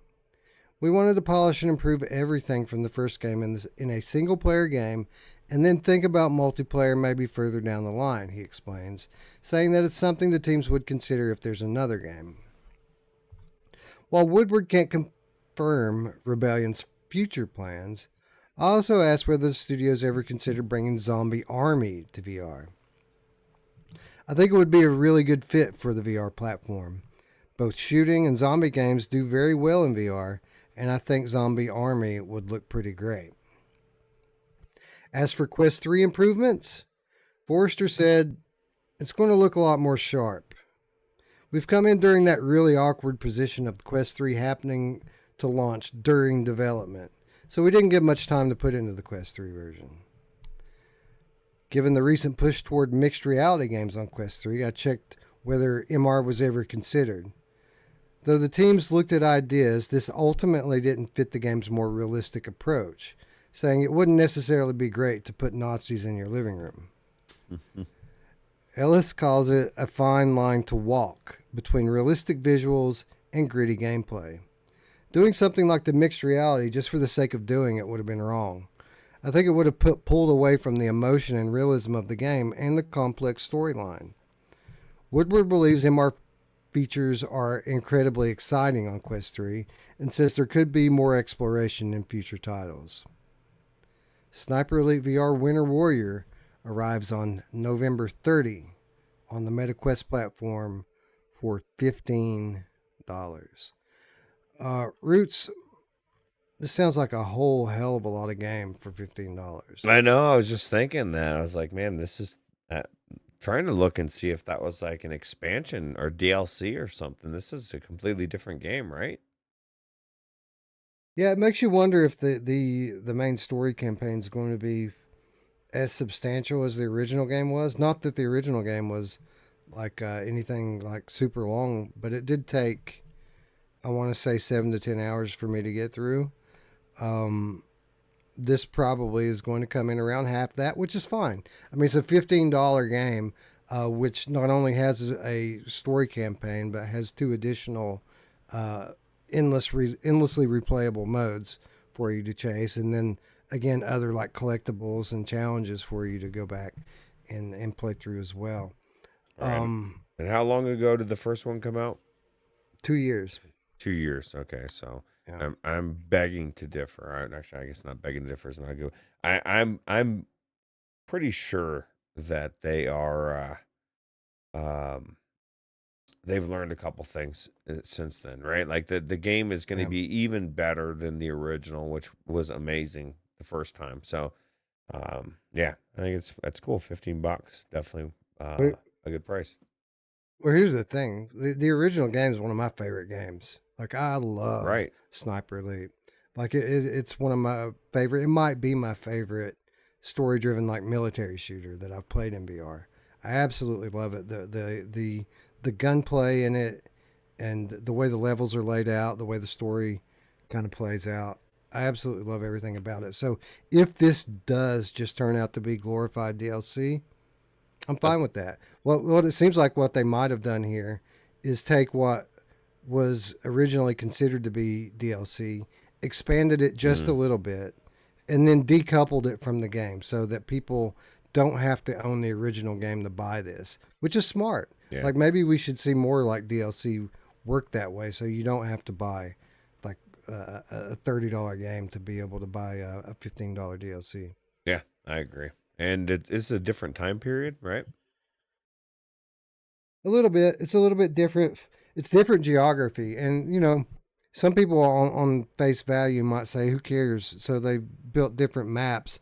It What says does that VR. matter? That makes a big difference. You're Well, going to a it's different not part just of the world too, right? it's not just that. Like, the original game used photo scans of real life areas. They went to where these battles were fought. They photo scanned the areas and then recreated those areas in VR to be like realistic, to be the real spots. So Wow. I got to imagine that that's going to be the case here too. We're going to be in those same cities, in those same landscapes that actually existed where the battles were actually fought, and that's pretty cool. Yeah, that's super cool, especially for anybody that's a fan of history. I think that's awesome. Nazis in your kitchen, says Steiny421. Funny thing is, that's the slogan for Hitler's Chicken Shack. Nazis. Oh man, that's some good chicken too, man. You just got That's to what I decouple. hear. You got to decouple yourself from the bad that comes out. No, I wouldn't need it. But this is the thing. Yeah, no, I think that's amazing. I think this game is going to be really cool, and for $15, it's a no-brainer, right? What do you think, Rich? You think we're going to have 3 Quest Game of the Year nominees come out of November? I think we might. It's very possible. That's the thing. These games we knew this was going to happen. A lot of games were waiting for November or Quest 3 to come out, right? And now Quest 3's out, and so they're releasing all these amazing games. And The dam has broken. I mean, what did we get from the early parts in the year? I mean, we had some pretty amazing indie titles, but we've been waiting on bigger studios to release games on Quest for years now, and now it's happening. So I think November might go down as like the month for Quest, although December's looking pretty hot as well. yeah, that's amazing. These games are looking really good, and super cool. Oh, Scott, before I forget, because I've forgot 2 or 3 times, I think it's really smart that they said what they said, Because there's this big temptation for mixed reality. It's the new thing. It's the new thing in the headset, and everybody's like, "Do you have a mixed reality version?" Not everything needs to be in mixed reality, and let's be honest, most stuff shouldn't. But the things that are in there that are really amazing concepts, like the piano thing or learning the drums, and like there's some the Lego thing, like the hot rod, the driving race car thing that GT really loves. There's like really good ideas that work phenomenally with mixed reality, and those are the ones that should be there, right? Not something like this. This is something you need to be immersed in the entire world, not seeing your kitchen, you know? So Yeah, Demio on your kitchen table with people able to everyone put on a headset and stand around it and play. Like that's a fucking great idea. correct. Absolutely. Especially for someone like yourself. Like that doesn't appeal to me at all because I don't know anybody that I can get to come over here. I guess with D, we could do it with D and my friend Josh if I could get him to come over and play. But like you've got a full ready household that's ready to jump into a game together like that. And it's super unique and cool. 9421 says, I know Medal of Honor VR is divisive, but I'd love Respawn to do another VR game because they nailed the gunplay in that one, in my opinion. I agree. I actually am a fan of Medal of Honor VR. I think it's a way underrated game. They got some very fair criticism on launch because the pacing of the game was terrible on launch. And it's still not the best, the way the game's paced, but it's way better than it was. But you're right, the levels are great. The production values are great. The gunplay is great. It's a great game. With all of that said, I like Sniper Elite more. Like a lot of people fought me on that at the time, and I'm sure some people still would. I thought Sniper Elite was a better game. It is, and I think part of the problem with Medal of Honor is the structure. It's like they wanted to bring it in and even with the way they changed it to make it better. It's just that type of game doesn't flow like that. It's not episodic. You know what I mean? Like it's not sectioned. And it's a very bizarre thing. If you could take the actual Medal of Honor franchise and bring it in as it is, like flat, and turn it into a VR amazing gem. I hope they do. I hope they give it another shot because I think you're right. And maybe they learned some tricks or some things since then, and they release a completely different version. My thing is just give us the full game. You know, give us the full game. Take the time and the money to put it into VR that it would need to make it actually really amazing, and it'll be amazing. Don't cut corners. Don't fucking try to make it in a year. You know, amazing games take time. And Respawn knows how to do it. So, yeah, Looper says, but Sniper Elite is episodic. That's true, and I that wasn't really my criticism of it. My criticism is the pacing of the game in general. It isn't the fact that it has levels. Like I'm fine with that. I'm the one that said about the episodic thing. I just feel like, especially the way they did it in that game, it was very, especially at first, it was very disjointed. It was weird, man. It was disjointed. Like they have like these super long levels, and then they'd have another one that's like super short and insignificant. Like it would have felt better if the levels were around the same length and they were all pretty substantial, and the story flowed perfectly from one to the next to the next to the next. But it felt choppy the way they did it. It felt like they had some good content that they could have strung together in a better way. Right. Basically. And I think that if they did it again, they would. Because I agree, the gunplay was amazing. It really did have a good feel for history in its own sense. And so I'd love to see another one. So. Oh, Paul Cunningham says, sorry for the random question. I'm sending my brother in England my Quest 2. Would you format it first, or can I technically play myself in multiplayer and let him play my games? Are you, well, what I want to ask you first, is, do you have other people in your house that you share your headset with now, or are you the only one that's ever going to play on the headset that you're using? That's an important question here. And once you answer that question, I will answer your question because I need to know that first. It's a tit for tat. Good morning. Good morning, Doomsly82. Because if you're the only one that's ever going to play on your headset over here, there's something better that you can do than just send him the headset with your login on it. But anyway, from Colossus says Sniper Elite never worked for me because the tracking on my PSVR was a nightmare. I hope they bring it to PSVR 2 so I can actually play the darn thing.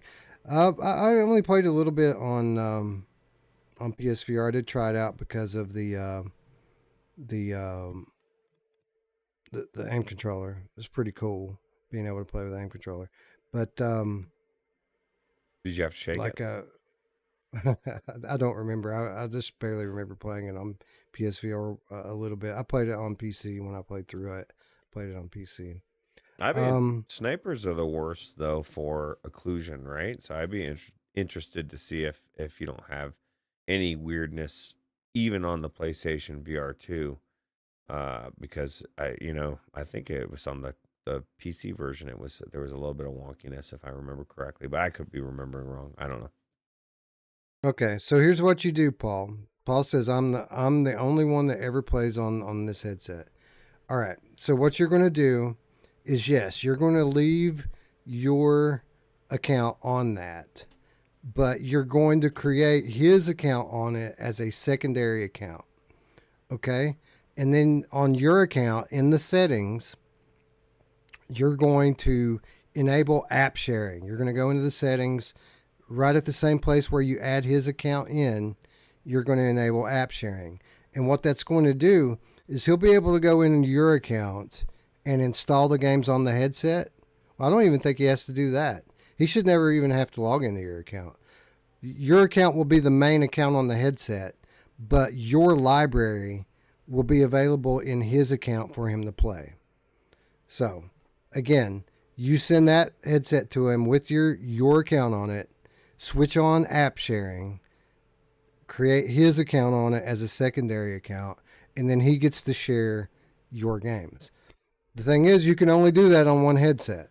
So if you're ever going to share your headset at home with somebody else, then you're going to want to have that app sharing on that headset.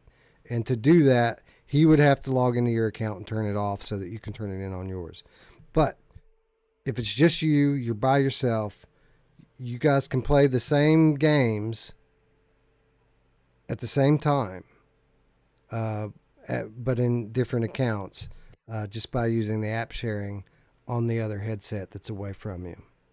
So, do that. Nice. That's one of the things Meta does right, you know? Super said it worked fine for me with the aim. I mean, there was occasional drifting, but nothing game breaking. I played it a half a year from the launch. Okay, cool. Well, nobody's saying that it's not game breaking or that there's not drift. My thing is I just don't want. Everybody talks about all these different things that is immersion breaking, right? And we try to do everything that we can do to not have our immersion broke, right? For me, the biggest thing, if my gun starts drifting away, and I gotta shake it or do anything else, or am I like on with other controllers, Quest, and I'm doing this and I'm like fighting it, and it's like wanting to do this, and that's immersion breaking. So what ends up happening is people say that it doesn't affect them. You start to cater to it. You don't even realize you are now holding the gun in some weird fucking way, because if you hold it normal, you're fighting your hands. So you kind of drifted a little, you instinctively figure out what works, which is great. But I'm amazed that we're 6 years in, 7 years in, and this is still an issue with VR. Like, why can't we? Well, I guess we can. You just have to spend $300 for fucking overpriced controllers. But like, or you have to put base stations all around your room and hang up shit, like make it look like I don't know, like and it's expensive watching you all the time. And it's expensive. Those are not cheap. So I don't know. It's just one of my frustrations, because we realistically should be able to aim down the sights without it being weird. in snipers especially. Snipers are the worst. So if they get this perfect and there is no weirdness, then they nailed the algorithm, because there is occlusion with every single headset with putting your hands up like that. It's just in a weird spot. So. Anyway, this game's great. I love the sniping in it. I love the way the regular guns work in it. I love the level layout. I love the storytelling. I love everything about it. I'm absolutely thrilled that this is only going to be $15. $15. Yeah, it's It's cool. cheap. And even though we might get a review key for it, the fact that it's $15, everybody should go buy this. And it's just, the cool thing about it too is with these referral credits, I think $15 is the minimum on it. Really? So so is it? Yeah, I don't know. $14.99 or whatever is. Did it say $14.99 or did it say $15? Like if it's $15, then people are going to be able to $250 or $350 off of this thing. $350 off. So it's going to be $11.50 to buy the game, and then you're going to get a $5 credit for somebody using your link to buy this fucking $11.50 game. Yeah, it's $15 according to Upload VR. That's crazy. Virtual Authority Australia says PlayStation has app sharing too, very handy. Tech says so does Steam, which is true, but it's not the same. Like what Wes is describing, you can because we do family share, but as soon as you go to use that, like the actual owner goes to use that game, it tells everybody else to piss off. Says, hey, get the fuck off. And you know what? If you don't get off, we're going to disconnect you. So you can't play together at the same time. It's one or the other. Well, that's true on Steam. Actually, PlayStation's the best because PlayStation, it's just like the it's just like the Quest version. Like, so Really? you have one console where everybody on the console gets the library, and then you have another console or any other console that you sign into yourself also gets the library, and it doesn't kick anybody off. The thing that I like better about the PlayStation version is, one, there's no limit on it. Like Quest says you can only have 4 players on this headset. PlayStation says you can have fucking 20 if you want. And then if you want to switch which console is the main console, you can do that from either one. You don't have to go on the one and disable it on that one to come over here and enable it. Anything I log into, I can say, okay, I want this to be my sharing console that everyone can play on. And I can do that at any time from anywhere. So yeah, Sony's nice. actually got the best one. Steam is a little bit different. Steam has its own advantages, right? Because you can share with 5 different computers, 5 different people across 10 computers, which is pretty cool. But you're right, only one person can play at a time, period, no matter what. So that kind of sucks. Yeah, I guess it's it's a way that they let you play other games, which is pretty cool. So I shouldn't. Well, I'm not even getting upset. I was just explaining it. So yeah, Steam's weird because it's like it's not. It doesn't even mean like when you're sharing your library and one player's playing one game, you would think, all right, so that guy's playing that game, I could just go play this one and there would be no conflict, but it's not like that. If the owner's playing any game at all, then the guest is going to get booted off. There's a way around it, of course. The way around that is to, after the guest starts playing, disconnect your internet and you can play for as long as you want. But that still doesn't like help with like multiplayer games. Like with Sony and Meta, you buy a multiplayer game, you buy one copy, 2 people can play together. You just can't do that on Steam. yeah, that's true. Or if the person's already started a game, then you have to start the game before the host does anything, right? Because like if they're in a game, it locks you out too. Like it doesn't matter if you go offline or not. It's just like piss off. Sorry, but Right, you can't get into it to begin with, right? Because they're already on. yeah. Yeah, but I mean, you get used to it if you do this type of thing. You kind of if you're logging into the guest account, you kind of make a habit out of disconnecting your internet when you're in there playing. I mean, this is how we share keys. Like we have three of us on this channel here. We don't always ask for three keys. Like it's not like we have 10,000 subscribers and where developers are just throwing keys at us and giving us as many as we want. And it's more work to go back and have to ask for extra keys, and sometimes you get them and sometimes you don't. Now we have the show account that we all have access to, and we use these sharing systems a lot. So that's how we have so much info on it, not only from sharing with my family, but from us sharing here on the channel as well. Yeah.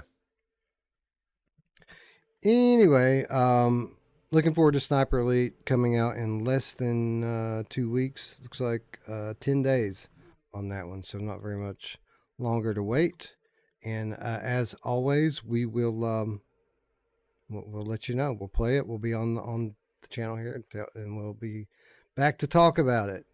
But that isn't the only quest news we got this week, Ruuts. We got more, but this one not from 2023. This one came from the future.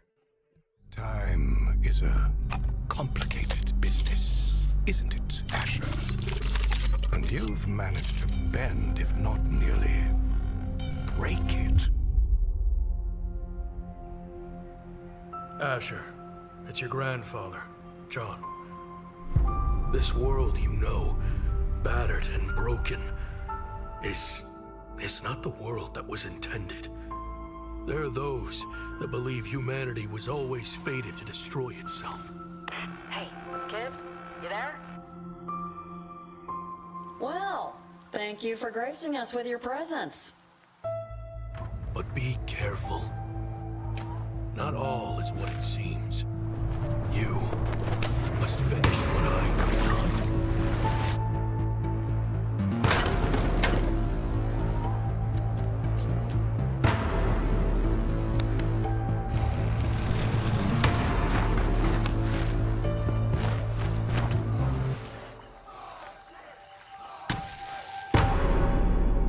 Hitch up your britches, Asher.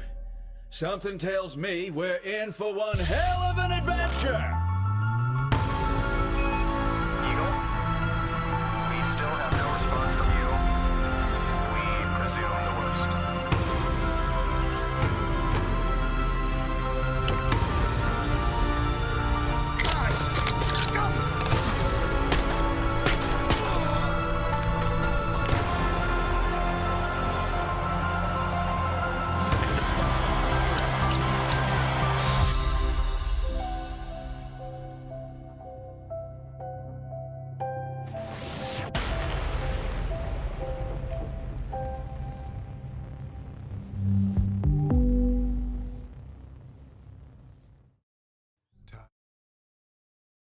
Meta Quest 3. The VR game Wanderer features stunning graphics. This from mixednews.com. In Wanderer, you travel through time. The remake looks stunning and could set a new standard for graphics on standalone devices. Imagine traveling from one era to the next with the help of a magical watch to steer humanity's destiny in the right direction at crucial historical moments. You find yourself in the bodies of contemporaries and take on different identities, similar to the 90s series Quantum Leap. This is exactly what the VR game Wanderer, the Fragments of Fate is all about. Your time travels will take you to an ancient temple, Nikola Tesla's workshop, the Woodstock stage, or even the moon. And the cool routes that you can visit all of these historical places like Tesla's workshop and the moon or the Woodstock stage. I always wanted to visit the Woodstock stage in real life. Yeah, I think it's super cool. I think going to anywhere and like real places in life in VR is super cool. You'll be accompanied by a talking watch named Samuel who will guide you wherever you go and help you solve intricate puzzles. The original was released in early 2022 for PlayStation VR and PC VR and received little attention. I think That's it weird. received quite a bit of attention. Yeah. That's Well, kind it of depends weird. on what you're talking about, I guess. The 2024 remake takes the VR game to a new level in terms of graphics and gameplay, giving it a new chance on the next-gen VR headsets like PSVR 2 and MetaQuest 3.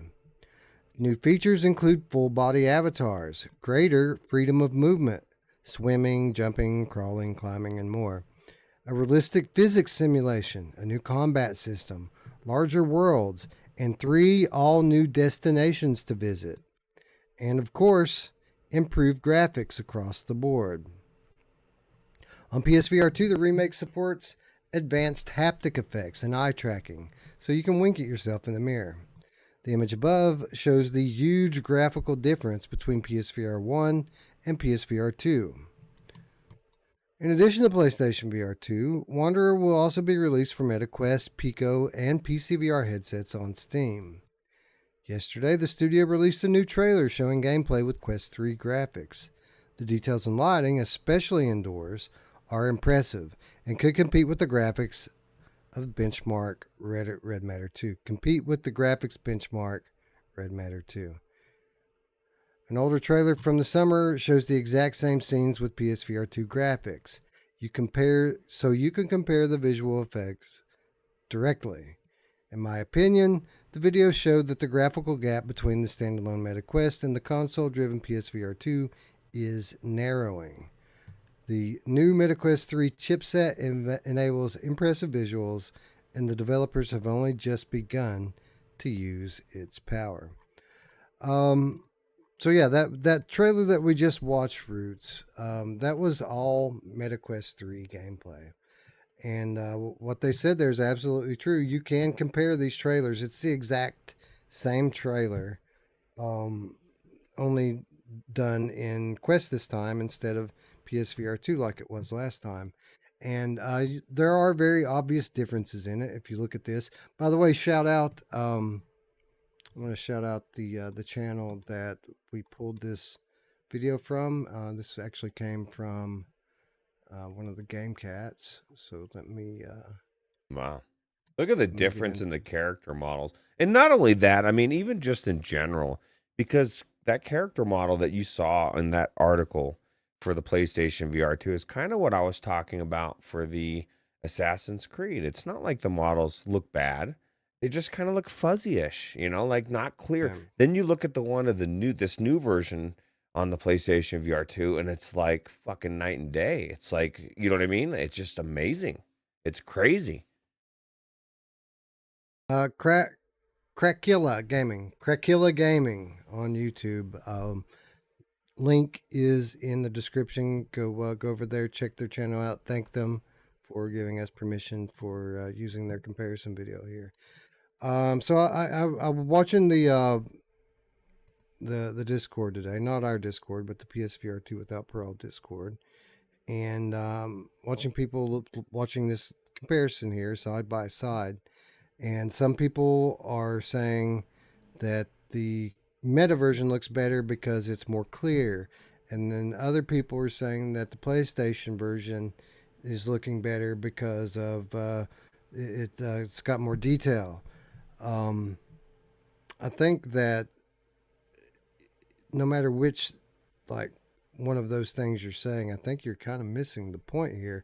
And I think the point that's really important is the point that the article made. And that is, VR is in a pretty good place that we can even be having this debate. Like the fact that it's debatable, that's the story.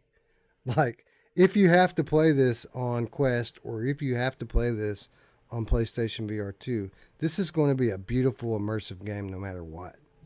The game was already amazing. I was just telling you that between when the trailer was on. That I'm excited to play it because I didn't play through the whole thing. And the game was amazing to begin with. And they've improved upon it in so many different ways. And even above graphics. Graphics are amazing. They took these character models and they made them look amazing. They took the game and it looks even better than before, which is crazy. But they're talking about physics. They're talking about adding new destinations, which you know, this is a time travel thing. That was the coolest part of this game is you got to travel to hit points in history, right? So what are these 3 points in history? How are they going to tie it into the game? I think it's super cool, and I think it kind of answers the question, and maybe I'm wrong, but people in the chat were wondering, or a couple people, if this would be tied into like there would be some kind of a pay way to path to get this for cheaper for people that already own the original. And then other people said, no, this is like a 1.5, so you're gonna have to pay full price for it. What say you? I don't know. I'm typically in favor of upgrade pass. Now, this is a full blown remake of the game. It's a little soon. It's a little soon for a remake, but it is a remake. There's 3 new levels in the game. There's a lot of revamped gameplay. It isn't all just about the graphics. It's not a remaster. It's a remake. New combat system, larger worlds, like crawling, jumping, swimming, greater freedom. Yeah. I mean, they did. They changed enough to me to consider it a new game. But it would be nice if they said, "Hey, you bought the first one, we'll knock $10 off the price or something." You know? Yeah. I think that would be good. Like this is going to be a $40 or $50 game. Knock $10 off of it for people that already own it. I think that would be a fair solution. But I'm not going to get mad at them if they even don't do that. Like, you know, they're doing this for money. Yeah, they're artists and they love their work, but it is work. They have families to feed. So I'm not going to get mad at them for monetizing it. But if you already own it, would be great. You don't have to play through this again on a different. You know, you don't have to play through it. You know, so yeah. I mean, if they were going to just give it away, or let you have it for $5 or $10, then we wouldn't be getting this amazing full blown remake. It wouldn't be a remake. It's not a remaster. It's a remake. That's the thing to remember. It's a new game, so it's not gonna. There's not gonna be a way to. It's very unlikely. Now Tech says that the PlayStation version looks so much better, and this is the thing. I would say that the meta does look a little bit clearer, but you can clearly tell the PlayStation version, in my opinion. It's just the character models, just everything's way better. Look in the mirror. Look in the background in the mirror, but behind the character. Just look at the character in general. The one on the right looks more cartoony. The other one looks like cartoony, but more realistic. It's like a different look, right? But I mean, you're going to get an amazing game either way. It was amazing to begin with. So if they've improved it 1%, it's a better game, but they've improved it. It looks like at least 50% better. So. Yeah. And you know, I agree. I think personally, I think the PlayStation one looks notably better, but it's because the worlds are more populated and the textures are more detailed.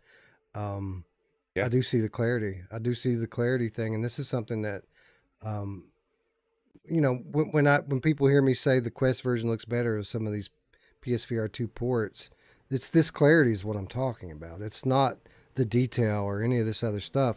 But when you get a game like Green Hell that's full of aliasing and 10-foot draw distance, and it's just blurry all over the place, then the fact that it has more detail doesn't matter because there's layers of shit on top of that detail. Yeah. Right? All the detail in the world doesn't matter if you got layers of shit smeared all over it. And that's what I mean. It's this clarity. But it looks like Wanderer is not going to be one of those games. It looks like, you know, the little bit of clarity that you might get from Meta, or you're going to lose going to PlayStation VR 2, you're going to gain a lot more detail for it. And it's going to be... it'll probably be the way to play the game, although we haven't seen what the PC version looks like yet, so that might be the way to play the game. Well, and we're looking at a video, and if you remember the original Wanderer on PlayStation VR 1, it was like it was the best looking game ever. Like it was like you were looking at a PC game, so how would it not look better? I think it's going to look phenomenal. I just don't think that the video is not translating. Looper the Underground Gamecat says Layers of Shit sounds like a horror game. That's the PSVR 1 version of Layers of Fear. Layers of Shit. It depends on who you ask. I would say yes, that's a horror game. But do you know? No, I'm not even going to go there. But that's yeah. We'll leave it. Yeah. Technoglitch makes a good point, and why they may want to provide some kind of an upgrade path for people who own the game is because is it enough? Like if you spent $40 on the original Wanderer last year, are you spending $40 again No. for this 3 levels and this visual upgrade? No. So, and I agree. So this is the thing, and this is where it would be smart. If you charge, say it's $40, and they're going to charge 40 again, do it for 20, okay? Because you're going to appease the people. They're going to say, okay, yeah, I understand. They may be upset that it's 20 and not 10, whatever. But you're going to also get the people that are curious. You know what I mean? Even the ones that don't want to play through it, that just want to see how good is this game, man, and see if it's worth picking up. They can justify half price. You know what I mean? You're hitting both price points, and let's be honest, it's a story based game. So you leave it at full price, you're almost guaranteeing that they don't buy it because there's no reason to play through it again, a full game at full price. So and you've already got their money. So it's a win-win-win if you give them a discount. Agree. I agree with that completely. It's what Moss should have done. See, Moss tried that shit, right? They tried to make people buy it again on PlayStation VR 2, and they're still trying to wear that off. People are still mad about it. So yeah. All right. So quickly winding down the format here, we have one more game to talk about. This one we're going to run through really quickly, but I did think it was notable news. So why don't we take a look at it?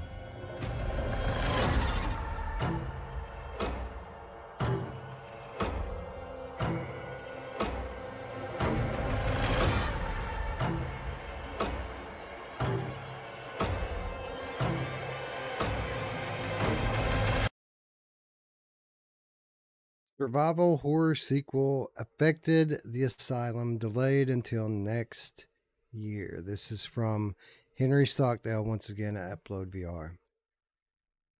Affected the Asylum is delayed into next year. Developed by Fallen Planet Studios, Affected the Asylum is a story-driven adventure set across 3 acts. A sequel to 2016's Affected the Manor, it takes us to the abandoned Red Park Asylum, where strange occurrences have been spotted. Previously targeting a 2023 launch, it's now coming next year and joins other recent VR horror delays like Madison VR and Phasmophobia. And then there's an official statement here from Fallen Planet Studios. At Fallen Planet Studios, we're on an exciting and challenging journey developing our latest title, Affected the Asylum. We have recently made the decision to push the release of the Asylum back to next year. We just feel that giving ourselves more time is the best thing we can do for the game, which in turn makes it the best thing that we can do for our players. We are aware that we join a list of other VR titles that have also made similar announcements recently, which although can be disappointing for some fans, it highlights how time will always be a studio's greatest resource in the unending pursuit of making great games. As a small but growing studio, our commitment to a healthy workplace and supportive culture is paramount, advocating a no crunch policy and prioritizing our team's well being. This approach directly feeds into our goal of delivering a release ready title from day one, whilst avoiding the pitfalls of rush development. We really appreciate your support, patience, and understanding. Your enthusiasm fuels our efforts, and your anticipation for the next release in the affected franchise continues to inspire us. We can't wait to bring you more updates next year. Now, I'm not going to read through the rest of this article, Ruth, because it's all the standard wrap it up section of the article. We got the point. This game's not coming this year. So I'd like to say two things about this, Roots. First of all, I was really looking forward to it, and I'm extremely disappointed that it wasn't ready for Halloween. But the reason why I'm highlighting this, the reason why we're covering it, is because I want to say, good job. Way to go, Fallen Planet Studios. Thank you. This is what you should do. Instead of releasing a half-assed, broken game that everyone's going to be upset about spending their money on, you should take as long as it takes to get it done. I'm glad that you have the financial resources to delay this game, that you don't have to sell it this year, and that you're prioritizing having the game ready when it launches. I wish every studio would do this, Roots. Yeah, absolutely. I was just saying to the chat, rather wait for a release than wait for a patch. This is their baby. This is their work. This is their livelihood. This is their artwork. This is our game that we want to be amazing. All of this revolves around time. Every game that I played this year that I think was amazing, the best games, flat and VR, every one of them took a time. You know what I mean? And if it takes a bit more time, and like you said, you nailed it. If you're in a position where you can wait, you've got money to do it. Sometimes there's deadlines from studios or from Sony or whoever. So if you have the money and the time, absolutely good. So yeah, this is great. And I think it's great that the attitude towards this is changing in the VR community. When we started doing this show, Roots, people would get their pitchforks out anytime a game would get delayed. And they would get mad at the studio for giving us the wrong launch date to begin with. And why did they do that if the game wasn't going to be ready? Now people have had so many shit games thrown their way and had to wait for so many patches. People see now, people understand, and people applaud these developers for doing something that at one time would be considered brave, to delay your game. Now it's the right thing to do. Like, I'm upset I don't get to play this. Really upset I didn't get to play Madison this year. I'm upset that I have to go finish Vertigo 2 next week, and I can't do it on PlayStation VR 2. But I'm happy that when I do play these games... Oh, I think you froze. I was like, I had to look at my internet. Am I frozen, or is Wes frozen? You back? Okay. I'm back. Am I back? Yeah, you're back. Ah. Okay, good. Okay. Well, I agree. I agree with everything you just said. I think it's a kudos to and it's a good that the people that are playing games are kind of being a little bit more patient, mostly, because there's still people out there upset, and I get it. Like, we all want to play certain games. We all want to, there's certain games that I've wanted to play for a long time. I want to play GTA 6. I think it's going to be probably one of the best games I've ever played, hopefully. It all depends on how 2023 it goes. Let's stick in let's stick in the 80s maybe. Yeah, so we'll see. Leaf says Foglands is a perfect example. Should have been delayed until next year. Yes. Fogland should have been delayed. Green Hell PSVR should have been delayed. Hellsweeper PSVR should have been delayed. Firewall Ultra. Yeah. There's been several. Actually, that's pretty much been the MO for gaming in general. You know, flat, VR, everything. There's just developers getting crunched, pushing things fast, and we get the screw. So The first leaks on Resident Evil 9 dropped this past week from a reliable source, which has always been reliable in the past with their leaks. Resident Evil 9? Holy crap. Resident Dude, Evil they are 9. moving. They are busting out games left and right. They're just made 4. Like, you know what I mean? That's crazy. Get this. Resident Evil 9, according to these leaks, has been in development for 5 years right now. See, and it's scheduled out in 2025. See, and that's the thing too, and that's the thing I was gonna say is like if you have the resources, because I know a lot of these games, especially smaller studios, like they need people to know their game exists so they can get funding, right? But a lot of these smarter games, you don't even know that they've been out there. Baldur's Gate was in 3 was in development for 7 years before people even knew it existed. And then it still had like 2 or 3 years of development after that to come out and be amazing. Good games are amazing games. The games that I want to play, the level that I want to play, they take a long time to make, and a lot of money, and so yeah, that's just. This is the crazy thing. Like typical Resident Evil games take 3 to 4 years in development. This is going to take 7, and it's going to be by far the longest that any Resident Evil title has been in development.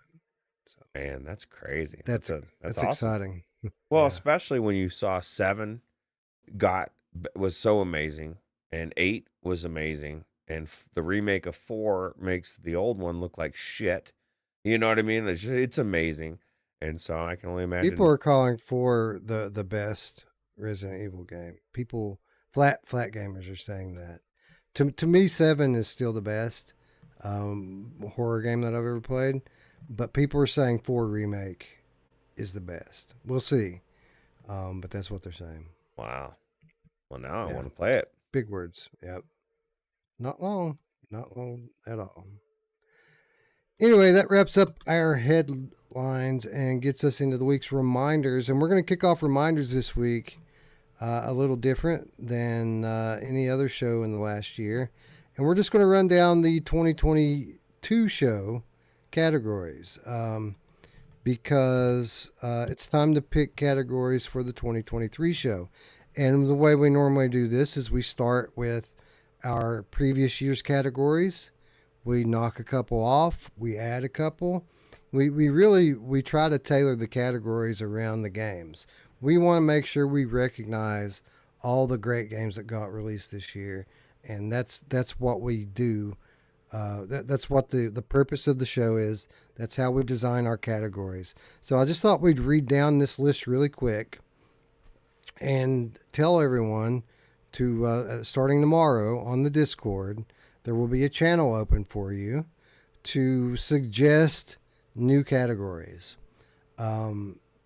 And some of them could be just a category you think that your favorite game or a game that you like should be a favorite to win.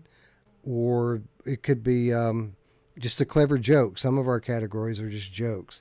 Even some of these categories here won't be called what they're listed as here. They'll have a joke title when we give out the awards because we like to be funny like that. I would submit, my guess is probably more than last year, because if you remember, like, we were so squeezed for time, and that's usually what Wes, he'll ask me for some suggestions, but he comes up with most of those, and you just didn't have time to do with most of that. We just said, fuck it, let's go with it, right? Yeah, well, I mean, that's part of it. Part of it is I did kind of want to make it a little bit more serious, because I realized the year before that winning these awards actually means something to some of these studios. So I didn't want to make a joke out of something that's a big deal to some of these people. We'll still have jokes in there, of course, but some of the awards will just be straight up regular award titles. Anyway, let's run down this list really quickly here. We have a really comprehensive list, a lot of titles, a lot of categories. And again, if you all want to help, join us on the Discord. There's a invitation in the description down below, and you can make suggestions in a specialized channel that we're going to open up tomorrow for you. We'll leave that open for a week and a half, something like that. Next time you see us, not only will we have the categories, but we will have the nominees as well, and we'll start voting. How crazy is probably that? Fuck, yeah, man, that'll that's crazy. Well, I say next time you see us, not necessarily next time you see us, because we may come back on here to talk about a game or something before then. But the next time we have like a full-blown show, it's going to be the nominee show. And right on the heels of the nominee show, we'll start voting. So probably 2 weeks from today, most likely, we'll come back, give you the categories, we'll give you the nominees, and we'll open up voting. Anyway, let's look at these categories. Off the top of the list, best mod of a flat game into VR. We had some great ones last year. We had some great ones this year. Still got to get in and play Far Cry 7, Ruuts. I know, it's crazy. We got so many. There's so many games out, mods that, I don't know, to be able to do that category. For sure. VR modder of the year. I got two categories strung right together here. Hold on. Bing. Okay, there we go. VR modder of the year is our next one. A year ago, I would have considered Prey Dog, who I think won last year, to be the hands down favorite to win again this year. But he's taken too long, and now someone else is going to win it. I'd consider Luke Ross probably the favorite, but there were some other amazing mods out this year as well. Yeah, absolutely. Half-Life Alyx Workshop Content of the Year. To be honest, this is a category that we added last year because there was so much amazing workshop content on Alyx last year. This is probably going to get cut. We're probably not going to do this one this year unless somebody points out some shit that I'm not thinking about that needs to be recognized. There was 3 amazing mods for Half-Life Alyx last year that just needed to be recognized, so we did that. You could do something that's, if there's enough out there, because there's other games that did something similar, if there was anything that workshop related that Bone added, Lab, Bone Lab, Vertigo, nothing sticks out. Like the stuff that we were recognizing with Alyx last year could have been DLC for Half-Life Alyx. It was that level, that quality, had campaign, had story with voice acting and shit. Like it was really, really well done. BioShock. Yeah. BioShock. We had the what was the I never can remember the name of the one that's like John Wick. I forget what it's called. We had that one. We had another one that was just a straight up Half-Life Alyx like prelude game. I forget what it was called. Elevation maybe, or Levitation. It's called Levitation. Half-Life Alyx Levitation. It was awesome. Yeah. Best VR port adaptation of a flat game. So this is flat games that came to VR. The best one, and I don't know.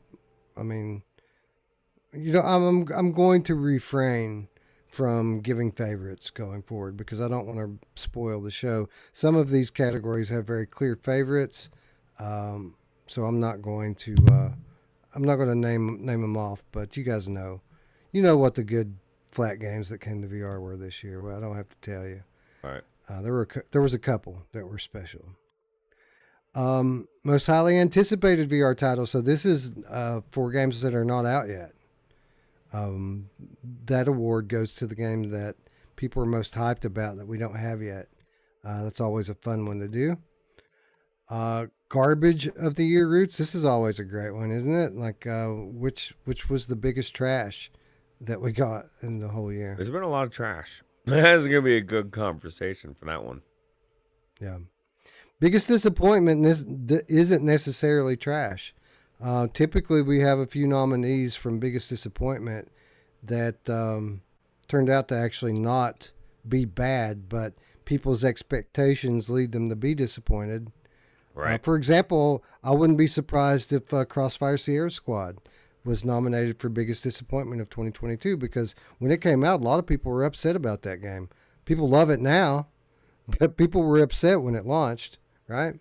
Yeah, I'm upset now. I loved it when it launched. I'm upset now because I can't play it with my friends. You know what I mean? We're at the end of the year. It's only been how many months, and whatever's going on with the PC version, hopefully they can fix it. Yeah. Yeah. Well, I mean, it's better on PlayStation anyway. I just wanted That's to true. That do is it true. on Steam because it was easier for us to do a multiplayer stream that way. But has anybody verified it works on PlayStation co-op? Just because. Let me assure you, I would know if that were the case because people play this game a lot in the Without Pro. Yeah, there's no problem with it on PlayStation, I assure you.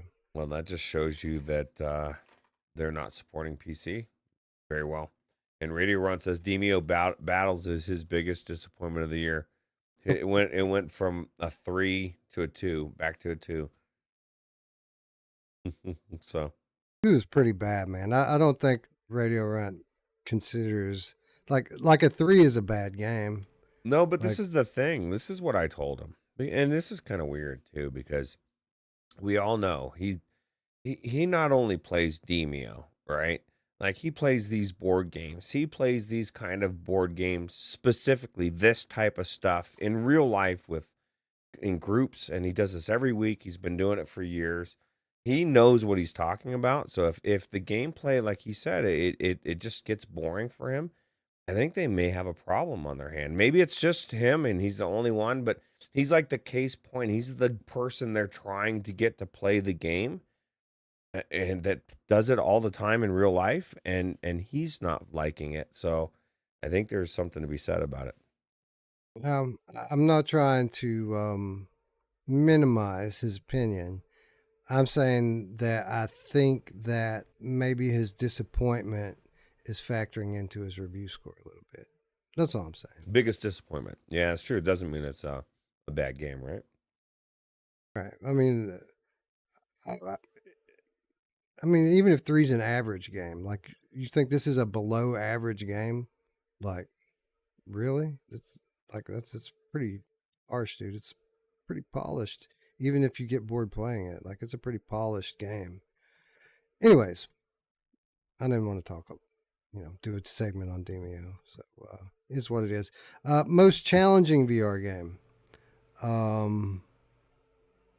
Yeah, we had some pretty challenging VR games this year. We had some really challenging VR games, actually. That should be a fun one to talk about. Scariest.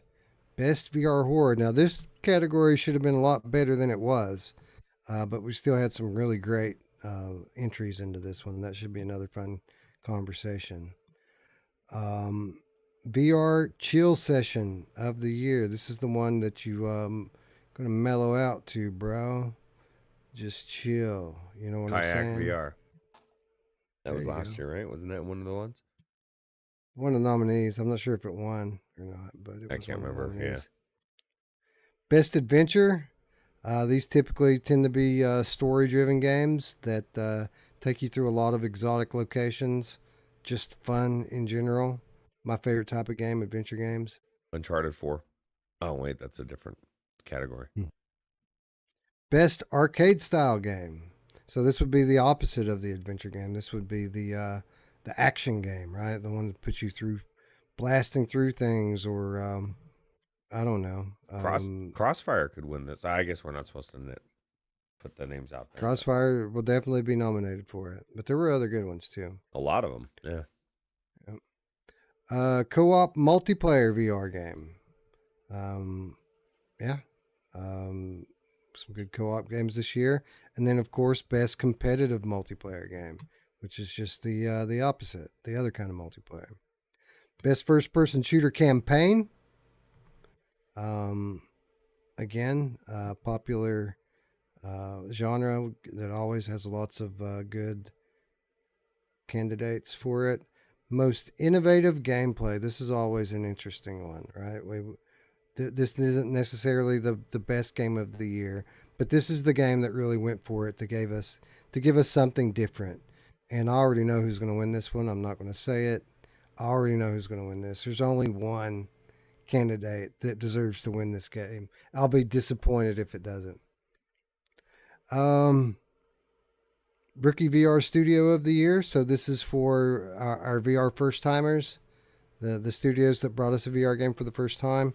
Which one did the best? Could be one studio that did multiple games, or it could be a new VR studio that did a really great game. Rookie VR Studio of the Year, Indie VR Studio of the Year. So this is our way of recognizing the little guys that did great work, right? Absolutely. Indie VR Studio of the Year. And then, of course, the VR Studio of the Year. This isn't necessarily going to be a AAA studio, but these are the bigger guys, right? These are your In Dreams, your Fast Travels, your Vertigo games. These are your big VR studios. VR Studio of the Year. Even though those are technically indie studios, that's not the way we use the terms. And then we move on to Best Ongoing Support of a VR Game. This is the Hello Games Award. This is the best support ongoing. It wouldn't be weird if No Man's Sky won this again. It's certainly possible. It is possible.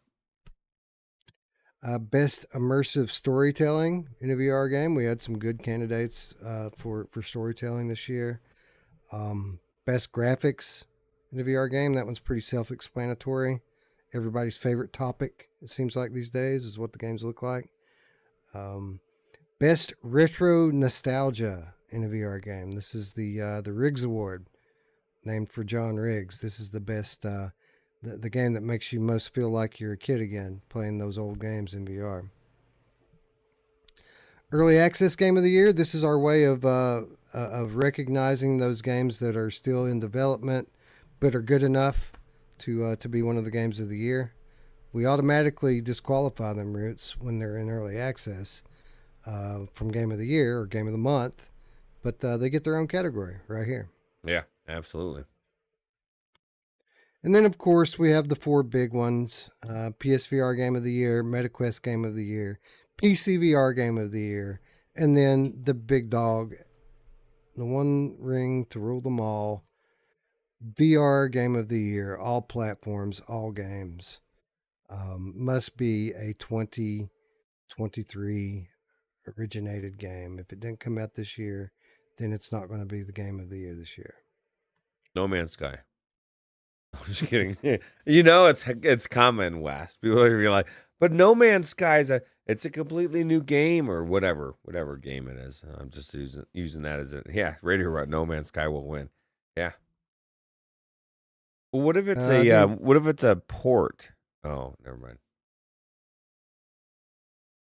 Yeah, right. Technoglitch says garbage of the year. That'll be fun. It always is. It's been an interesting year, Ruuts, for VR, because arguably this has been the best year for VR releases that we've ever seen. Single year. We've had a lot of great games. But at the same time, there's been more discontent and negative feelings in VR this year, I feel like, than any other year in the past as well. So we have more greatness than we've ever had, but at the same time, we have less happiness. And for a lot of people, it's really weird. It is weird, but everybody's in a different place for what they want. And I would submit it depends on how long you've been around, what you've played, what your role is in the industry or in the environment. And there's so many different things that play a part. And then how much of a gamer in general you are. Like, I think, I can't be the only person that's wanting like actual legit AAA games in VR. I mean, that's why Radio Runt says he wants his $1,100 spent on PSVR and PSVR 2. Well, you're not going to get that. You could get close to it. You get like maybe $950 if you sell it. But where else are you going to get the legit AAA games? Because Sony seems to be the only one fucking funding them. You know what I mean? With the exception of Assassin's Creed, which isn't the same. Like, you go play Resident Evil 8 flat, and you go play Resident Evil 8 Village in VR. It's the same game. You're getting the exact same AAA level. All of that hundreds of millions of dollars and time spent, you get to enjoy in VR. You don't get that anywhere else. Very rarely. And so that's, that Sony's, I was just thinking about it. PSVR 2 it's a slow burn. It's a slow burn that already has amazing titles like GT7, Resident Evil 8, and all these other things. And we know Resident Evil 4 is coming at the end of the year. And we know that they're working on other shit. So, yeah, I know at this point you feel that way. But I don't think that's going to be a long-term feeling for the majority of people. But we're less than a year in. Like, you know what I mean? Just because time feels like it's flying by, and it is flying by, we're still less than a year in. So, I don't know. It's just a weird place to be. Yep. It's strange. Certainly strange. And we always kick off every 2023 show by talking about the year, where we started, what we've been through, and where we're at going forward, what we're looking forward to. And that's probably going to be more interesting this year than we've ever had before. Like, it's crazy where we were, where we are, where we're going, and all the different outlooks people have on it. Yeah.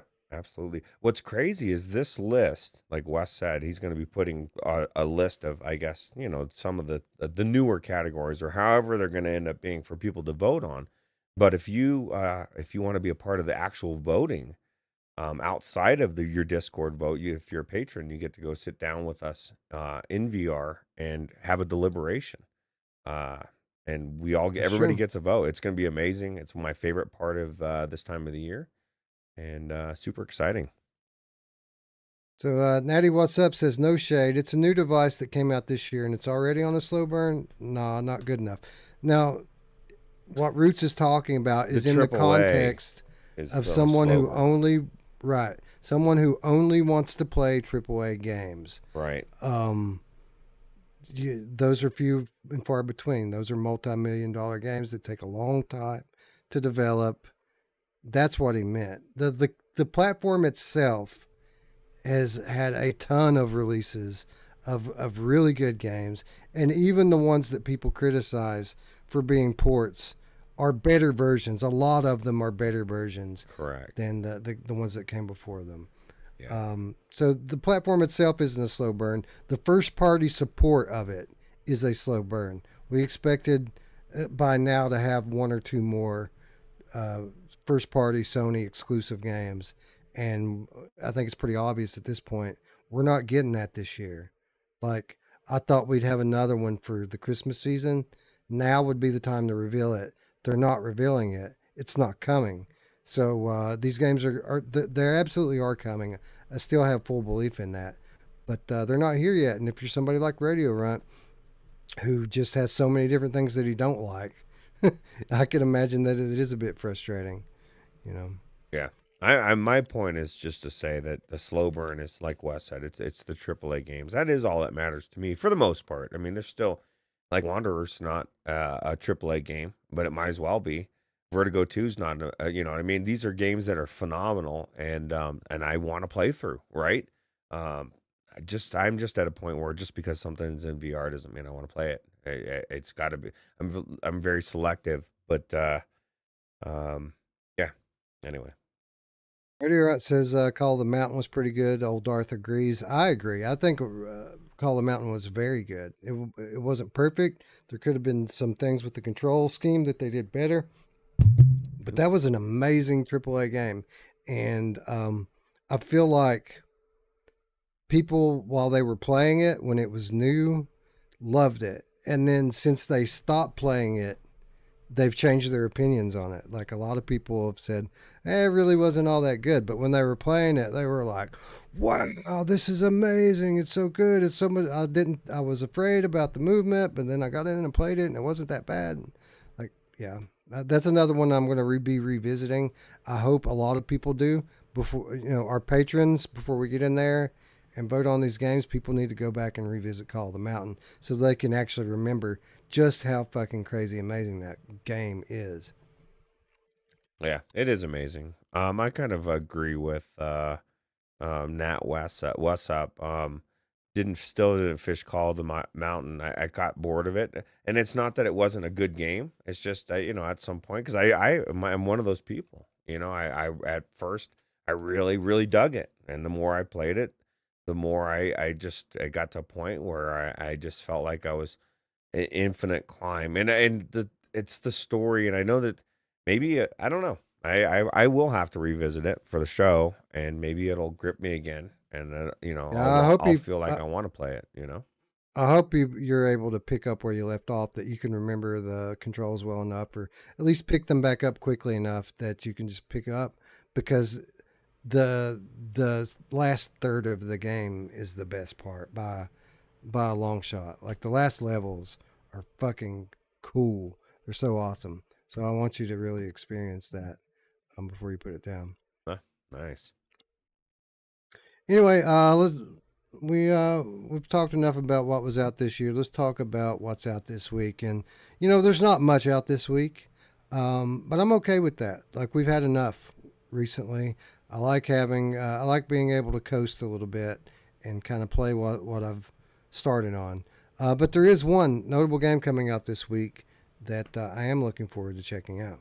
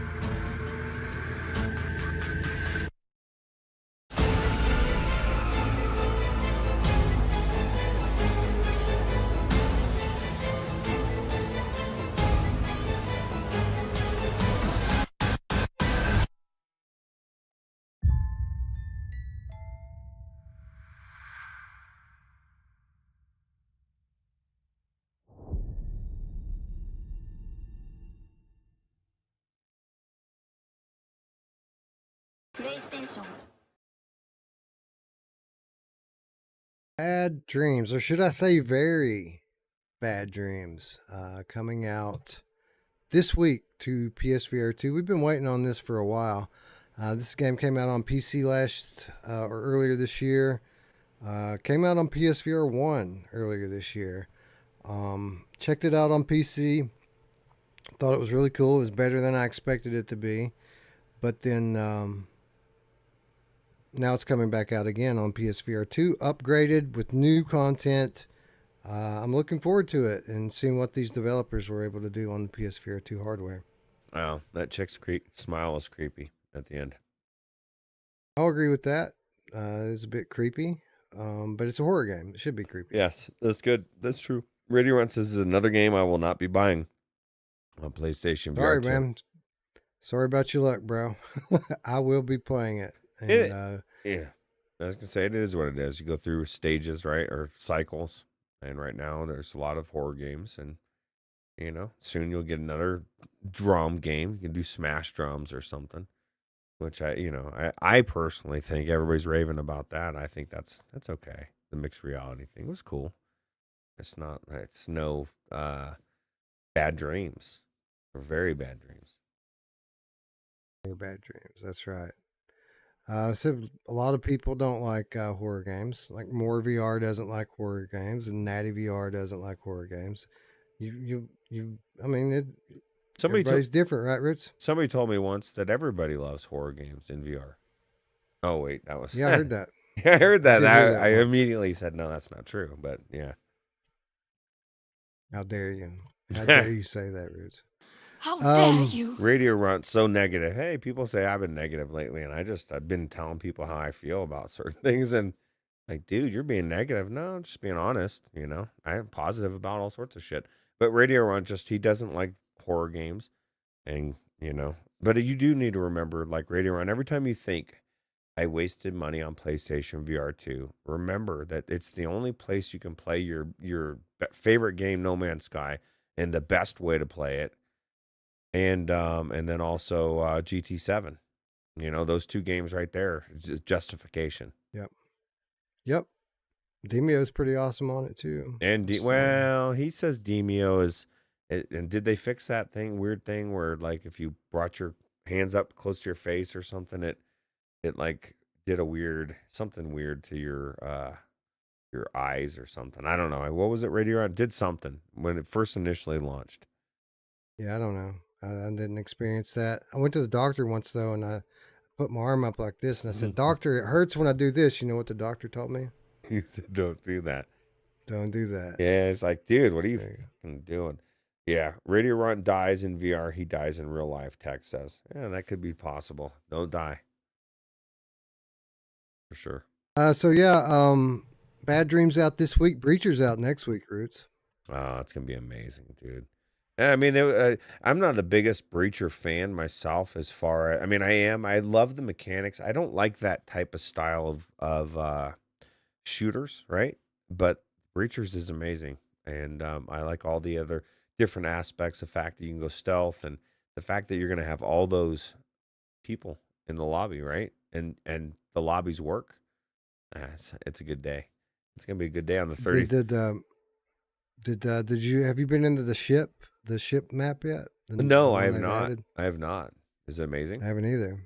I haven't been in there either. We need to check it out. So here's what I say we do. I say that next week we get our PlayStation VR 2s on. We break out our Pro Tubes, and we'll play some Breachers. Yeah, I think. Yeah, it's a good idea. We got to break in those Pro Tubes and try them, right? I'm also excited about the Mash's Baby Cookie Run, The Darkest Night. Yeah, well, I mean, it really don't look that bad. It actually looks pretty good. Actually. I like platformers, so it could be good. Yeah, we'll see. We'll see. Coming out on the same day. Anyway, that's what's out this week. And that's good. That's good. One game means I get to keep playing Assassin's Creed, which is what I really want to do anyway. Let's see, what else do we have? Oh, we had quite a few viewer comments this week, Roots. This should be fun. A lot of different opinions flying, just like assholes. Everybody's got one. So let's start with Rickeron 7593. Rickeron says, I just bought Genotype on sale. I'm glad it looks so good on Quest 3. My last PC upgrade was NVIDIA 1080 Ti. I decided I will no longer chase after the best cards. PSVR 2 and Quest 3 are my go-to headsets. Good on you, bro. Like, PCVR is great, but it is expensive. It is a lot. And if money's tight, for a lot of people, what you get for that money is not worth what you pay. Like, it's a lot of money. It's this much money for this much better. Right. But it is this much better. And this is the thing, like, if you can't go to that high end for whatever reason, because I had this time last year I wasn't there, I couldn't. So like, everybody's got those moments, or maybe that's just the way it is. Why would you not? Like $600 or $500, you get a PS5, and you got this amazing console, right? Soon the Steam one that I think is still coming out. I don't know if it is or not, but I just think it's cool. The technology, there's different options, and so you can't be faulted. Right? Yeah, for everybody, and you can't be faulted. Not everybody is at a place where they can do that. Now, I would say 1080 Ti is still a beast, but there's ways. Like, you don't have to chase the high end. Like, even with the 2080s or different ones, We're in such a better place now. Like compared to where we were a year ago, and this is probably going to be the theme of our opening stanza for 2023 show. We're in such a better place now with hardware platforms than we were a year ago. A year ago, we had PC, which, as always, has great capability, but not a lot of games come out. There was mods. Mods were the story last year. They were the story of all VR pretty much last year. We had, below that, we had Quest 2, which is, it's a capable machine. Got the job done. But Meta had long stopped supporting it with software. Like when they started developing Quest 3 platform, that's where the games went. And they stopped supporting Quest 2 with new content last year. And then we had PSVR 1, which was just dead. It was dead. There was nothing coming out on it. And even if games were coming to it, I mean, it was an outdated platform with the resolution and the controllers. Like, it was a dead platform. That's where we were at a year ago. Now, we have Quest 3 as your baseline. Quest 2, Quest 3, which now standalone is much more capable.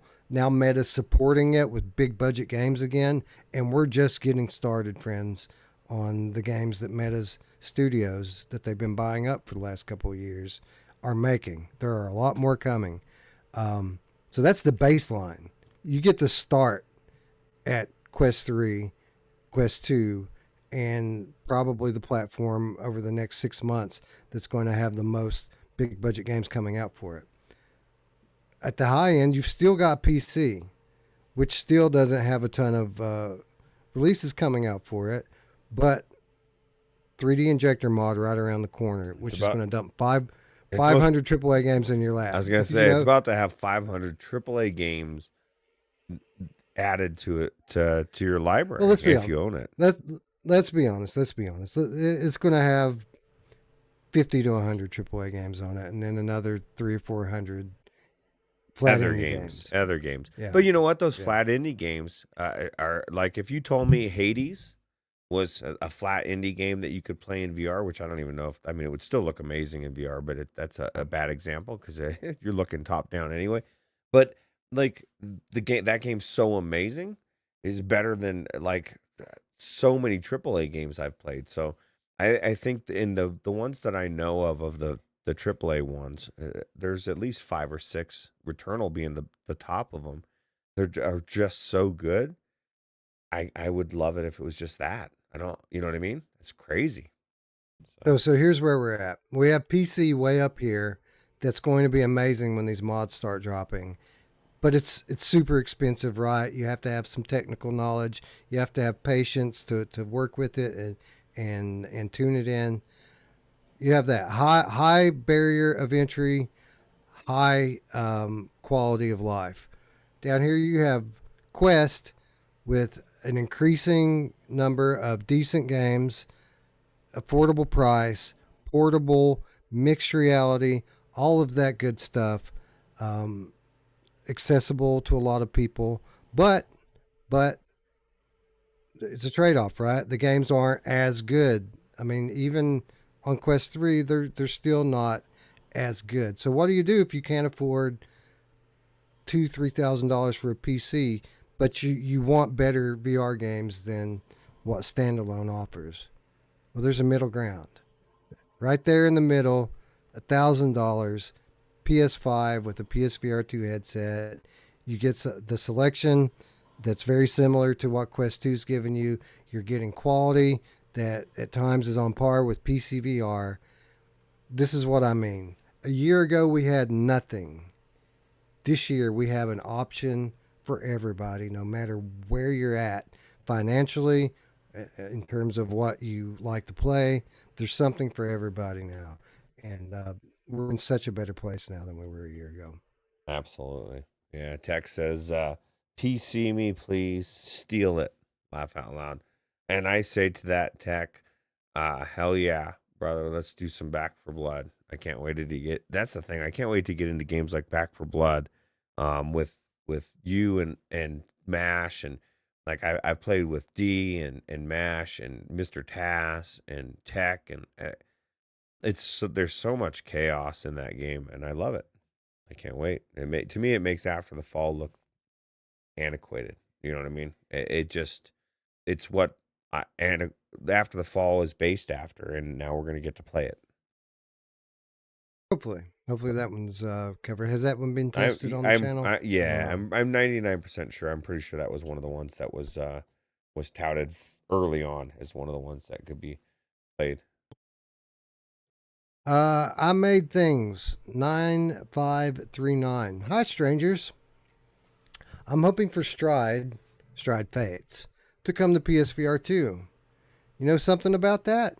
I bought the first incomplete game on PSVR to support this game. Thanks and greetings.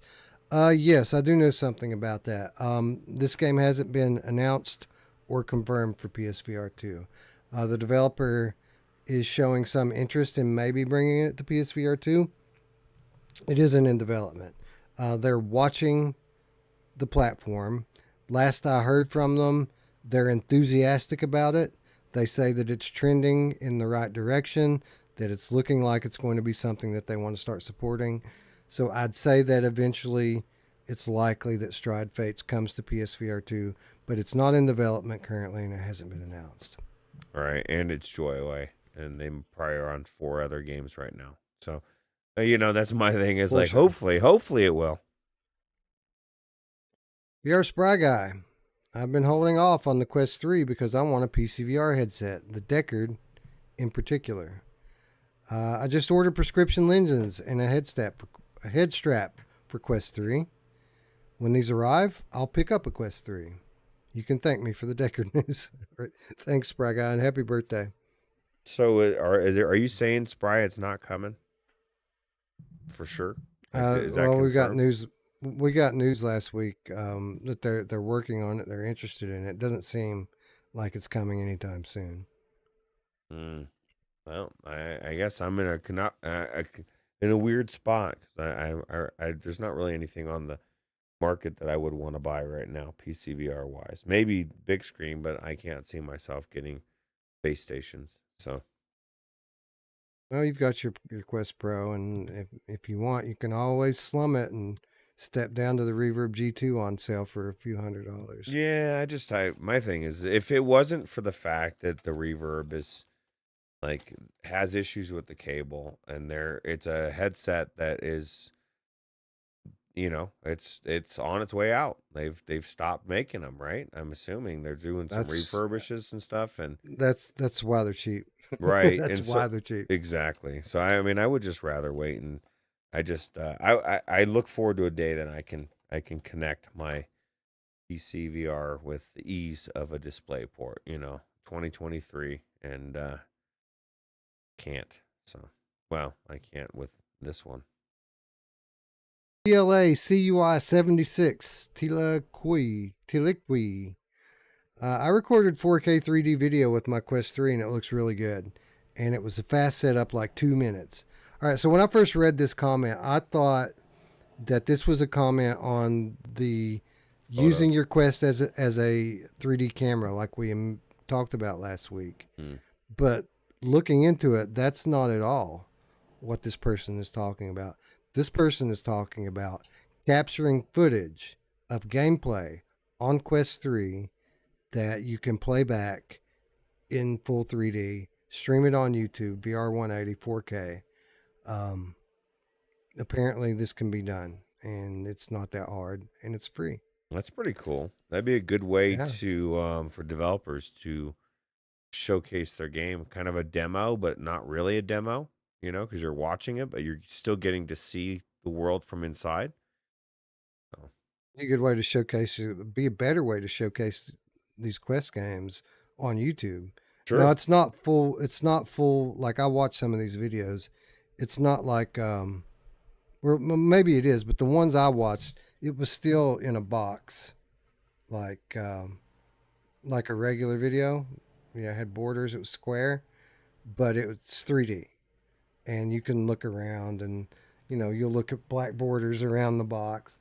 But the video itself is 3D video of a game, of gameplay. Like I could go into my Assassin's Creed and do a 3D video and put it up on YouTube easily. That's cool. That's pretty cool. Yeah. Yeah. So I ask the chat.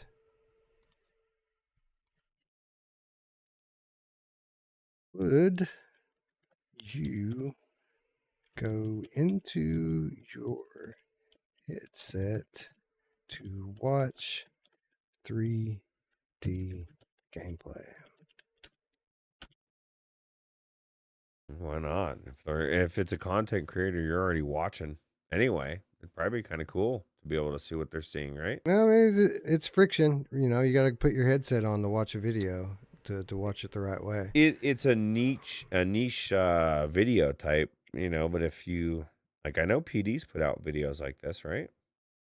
That were in PD 3D. does it by capturing restream in split screen and doing it that way. This is something different. This is actually VR 180. Yeah, this is completely different, but still, it's still similar idea, right? Yeah, for sure. I imagine the playback on this is going to work better. Now, I do imagine that it's going to destroy your Quest's battery. It's going to kill it fast. So we're talking a 30-minute video, maybe 45-minute video, and then we're done. But still, it would be cool for new releases to be able to watch stuff like that. Like I'll go in and watch content like that for sure. So I want to know if people would be down for that kind of thing. Is it worth my time to try to put some of these videos out and see if people catch on and if they like it or not? Anyway, moving along, BEOGIVALJR,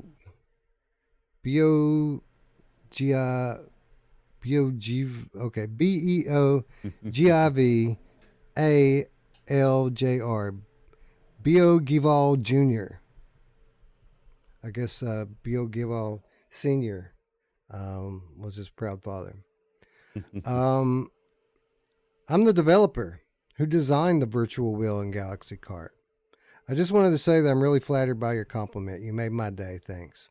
So there you go, Ruuts. That's to you. No, I'll tell you what.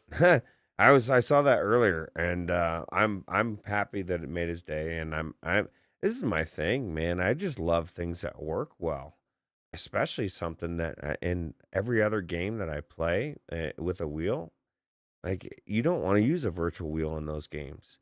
I'm telling you that you can. This makes the virtual wheel like almost as good as the real wheel. You know what I mean? It's amazing. It is, and I'm always happy to see the developers who appreciate our content. We appreciate them. Absolutely. We appreciate their appreciation. Yes. So good job on Galaxy Karts. We had a blast in it, and hope to see more support in the near future for it. That's one that could be nominated for competitive multiplayer this year, I would say. Yeah, absolutely. Yeah, and I'd love to see Arcade more. style. Love to see more courses on there as well, because I know they've added more. I just love the carts. You know, the fact that you can like the individual racers, each cart has its own little like benefit to it, right? So Yeah, it's a cool game. any way to zoom in on the post? Yeah, I had one earlier that was supposed to actually be the one. This isn't the one that was supposed to be picked. It was supposed to be this one. And maybe if I close this, actually I can, because I already have it set. Let's see. I had it set up for this one, but for some reason it overrode to the one that I used to keep up with where you're at. I see.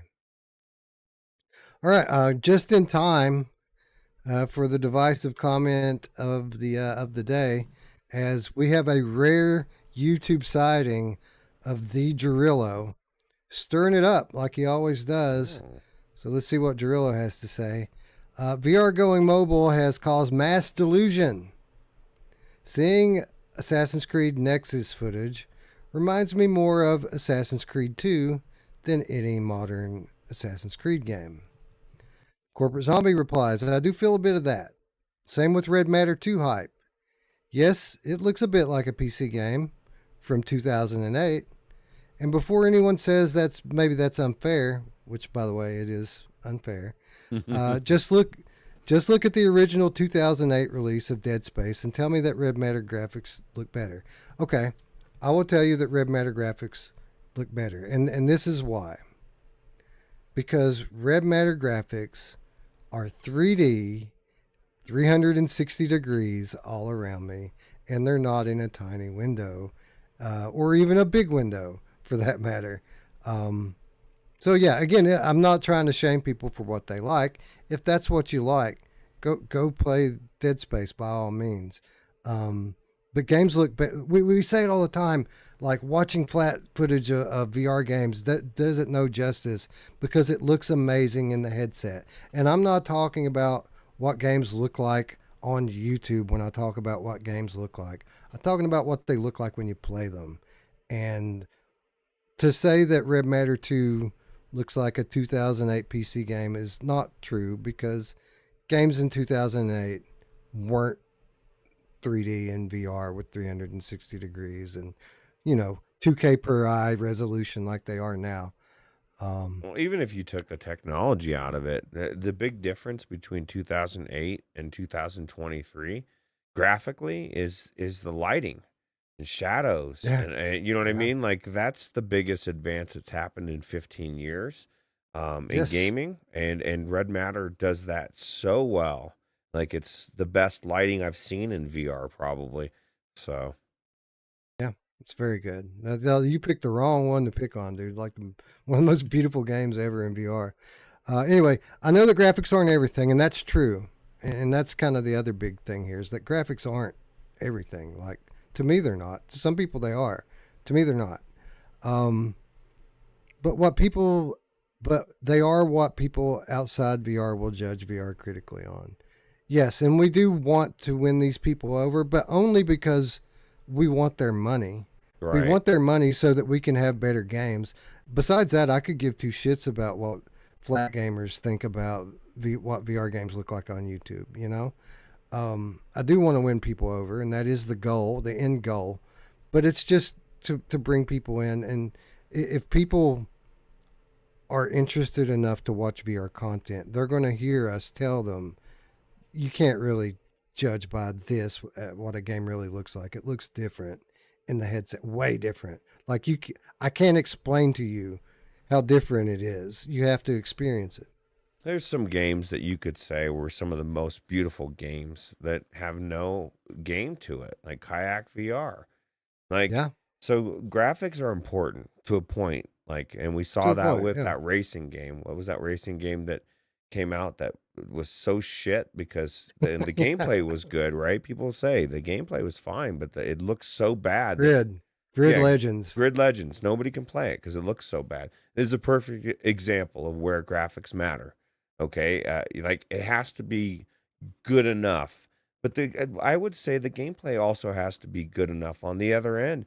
You guys don't understand these AAA gamers.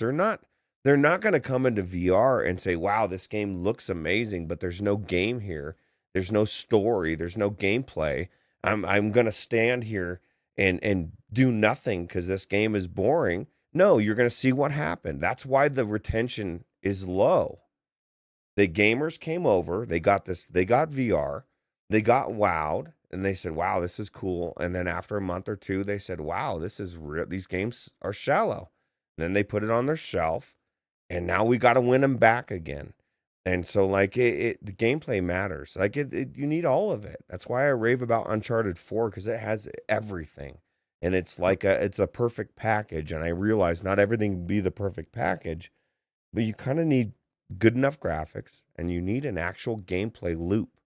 Like, the developers know what I'm talking about. You can't just fucking stick a person in a game and expect them to go in there and stay in there. You need a reason to hook them in and keep them in. So, Job Simulator not cutting it anymore. no, basically. like it's like the 2016, like the first 3 or 4 years, we were so enthralled by everything. This was new tech. Well, we're past that. Now we want content. We want real content. We don't want like cookie cutter bullshit. Like MASH says, all these mobile games for some people.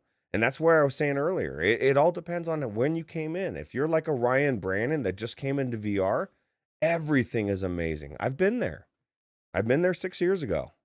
So like you'll get to a point where that's not going to be enough, and then you'll be like, oh, I understand what Ruuts was talking about 5 years ago. But by then we'll all have the AAA games. It won't matter. So Um, I think to some extent VR was hurt by games like Job Simulator and Beat Saber being the highest rated and most popular games, because you're right, when everybody came into VR, those are the games that they went to, and that wears off pretty quick. There are great games, but they aren't necessarily always the most popular ones at the top of the store. right. And that's a shame. Yeah, but we're entering a good time though. Like we're getting games like Wanderer, and like here's the thing, the developers, there's amazing developers out there now. They're like we're getting more and more and more, and that's what I was saying last year. We're a lot of these developers are finding themselves in a weird spot. They're getting phased out because they're not moving fast enough. This is moving fast, and so like Yeah. it's got to be scary. It's got to be crazy. And for the ones that are riding this fucking tsunami and they're getting it done, it's exciting. So Guerrillo goes on, there will always be people who make excuses. I don't, and love VR, but I've also been around for the evolution of gaming as a whole since the 90s. Assassin's Creed 2 was cool, but man, this barely even matches that, as Assassin's Creed 2 actually had real-time shadows. So okay. Assassin's Creed 2 is better than Assassin's Creed in VR because it had shadows. Thanks to Meta, I don't know how long it will be before our games start to look and play something like Alan Wake 2, for example. So this is the statement that really gets me. Thanks to Meta, I don't know how long it will be before games and start to look and play something like Alan Wake 2, for example. So basically what Jarillo is saying here now is that it's going to take longer for us to get to AAA VR because of Meta being involved in VR in the direction that they've taken it in. And there's so many different questions I could ask here about that. Let's just say MetaQuest never existed. Do we think that we'd be closer to that now than we would have been had it not? Would anybody be making VR games now? I'm sure there would be some. It would be indie games. Indie developers would be making more PC games probably. But here's the thing. He's criticizing Meta for giving developers a place to play to make money, basically, because last time I checked, MetaQuest is a PC VR headset. You can play PC VR on MetaQuest 1. What he's mad about is the AAA games that we were getting in 2016 we're not getting now. But what he's not considering is that those games, those PC VR AAA games we were getting in 2016, those were funded by Meta too. right. Like, here's the thing. They tried it your way then. And you know what happened? They lost a shit ton of money and people didn't buy the headsets. That's why Quest came. VR might be dead now, Ruuts. Like in terms of like being viable commercially, VR might very well be dead today if Meta hadn't done what they done and made it more accessible. And sure, the games took a hit graphically before that, but now the developers are still here because they can actually sell games because there's headsets out there. Yeah, that's the big point there. Meta doesn't come in. Developers don't have a way to make money for the most part. Some of them would have made PC VR, but like PC VR is so dead right now outside of modding. Like we got a few developers that are still supporting it. Why would they support it even more if Meta wasn't there? Like there's some things that Meta's kind of, in a way, you could say that they've pushed things back a little bit. But only if, this is where I agree with Anthony, only if everybody accepts that level and it doesn't get pushed further, but people aren't accepting that level. You know, like it's a stepping stone. And so Meta played its part. And you know, like I think there's room for everybody. I just you know, you're missing out on a lot, Gerillo. Like this, you know, like I said, that Assassin's Creed game is not my deal, but it's really good. Like it's probably one of the best games that came out this year. So we all want the same thing. Here's the thing: we all want VR games to look like flat games. We all want them to play. You know, I don't mean play like flat games as in like with a controller, but we want those level of games, the deep, beautiful games. But saying that we're not there because of Meta, or it's going to take us longer, I think we're going to get there faster because of Meta. Yeah, we took a step back and we've had to eat shit. Not really, but we had to take a step back for a few years to stay alive. But I do think that was absolutely necessary. Like, if it had worked the other way, they would have kept going that way. Right. It failed. They threw a bunch of money into a burning pit, and they're still throwing money into a burning pit. But at least there's 30 million VR headsets out there, and I don't mean 30 million Quest. I mean there's 30 million VR headsets out there in the wild now for developers to sell games on, versus the 5 million that were out there when Meta was paying tens of millions of dollars to have these PC games made. It didn't work. It failed. VR was dead. Remember VR being dead, Ruuts? Yes. VR is dead. Several times I remember it being dead. Tech, it says, and I got a problem with this too, Tech. Problem is they killed Oculus PC. And, you know, it's like, what? Okay, so they did. Killed it how? So what was Oculus PC being alive mean? What did that mean for them? Why do you think they did that? Do you think they did that because they hate high quality games? Because they put themselves in a position where everybody wanted their games for free. And so like they're, you know what I mean? Like one way or the other, they just didn't want to give the cross buy, probably, would be my assumption. How many people bought into Oculus PC? Was around for 4 or 5 years. How many people bought into it? Did that work? Was that viable? I used to buy exclusively with Oculus when I first got into VR. That's all I wanted, was something native to my headset. And, you know, and then I got to a point where, because we were doing the show, I said, well, I'll just buy it on Steam because then I can share it with you guys or whatever. But, you know, if they were in a position, they could have, we've talked about it with cross buy. It was the incentive to get it over Steam, right? At one point, we referred it. We said we would get that. If you've got cross buy, it's an easy buy. They were in a good position. If they wanted to make money that way, they easily could have done it. They just chose, for a lot of reasons, to not go that route anymore. And it kind of sucks, you know? PC's still there. The headsets that Meta are making support PC. Like, they didn't quit on PC. They quit funding games for PC. That's what they did. They didn't quit supporting PC. They still support PC. They support wireless PC. Like, people, like back then, people had to pay $400 to play wireless PC VR. Now it's free. And do a bunch free of because bullshit. You had to flash something and you still saw like cropped off thing. It was fucked. Yeah. Now it's free. Now it's free with a regular router because Meta made it free. True. Yeah. I mean, so how is that Meta quitting on PC? They quit funding PC VR games because there aren't enough headsets out there.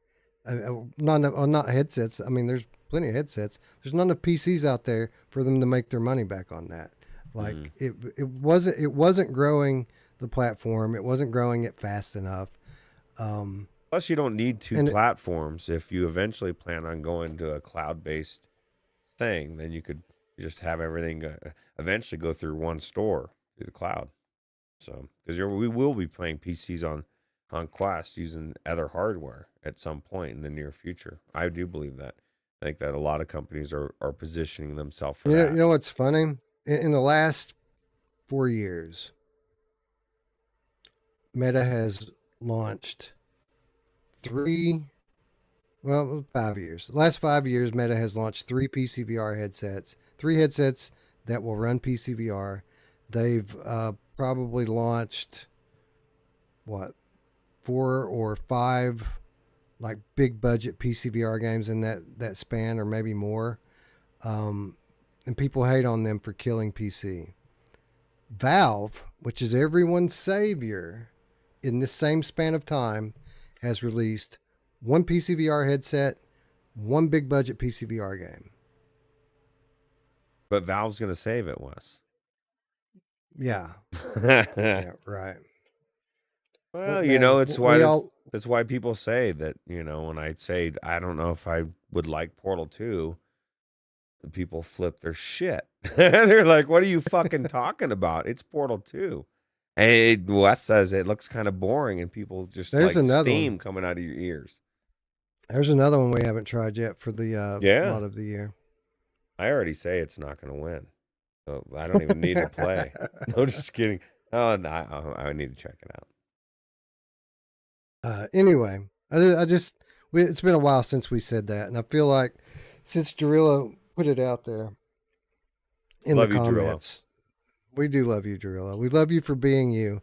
You're wrong all the time, but we love you for being wrong. So self-assured in your wrongness.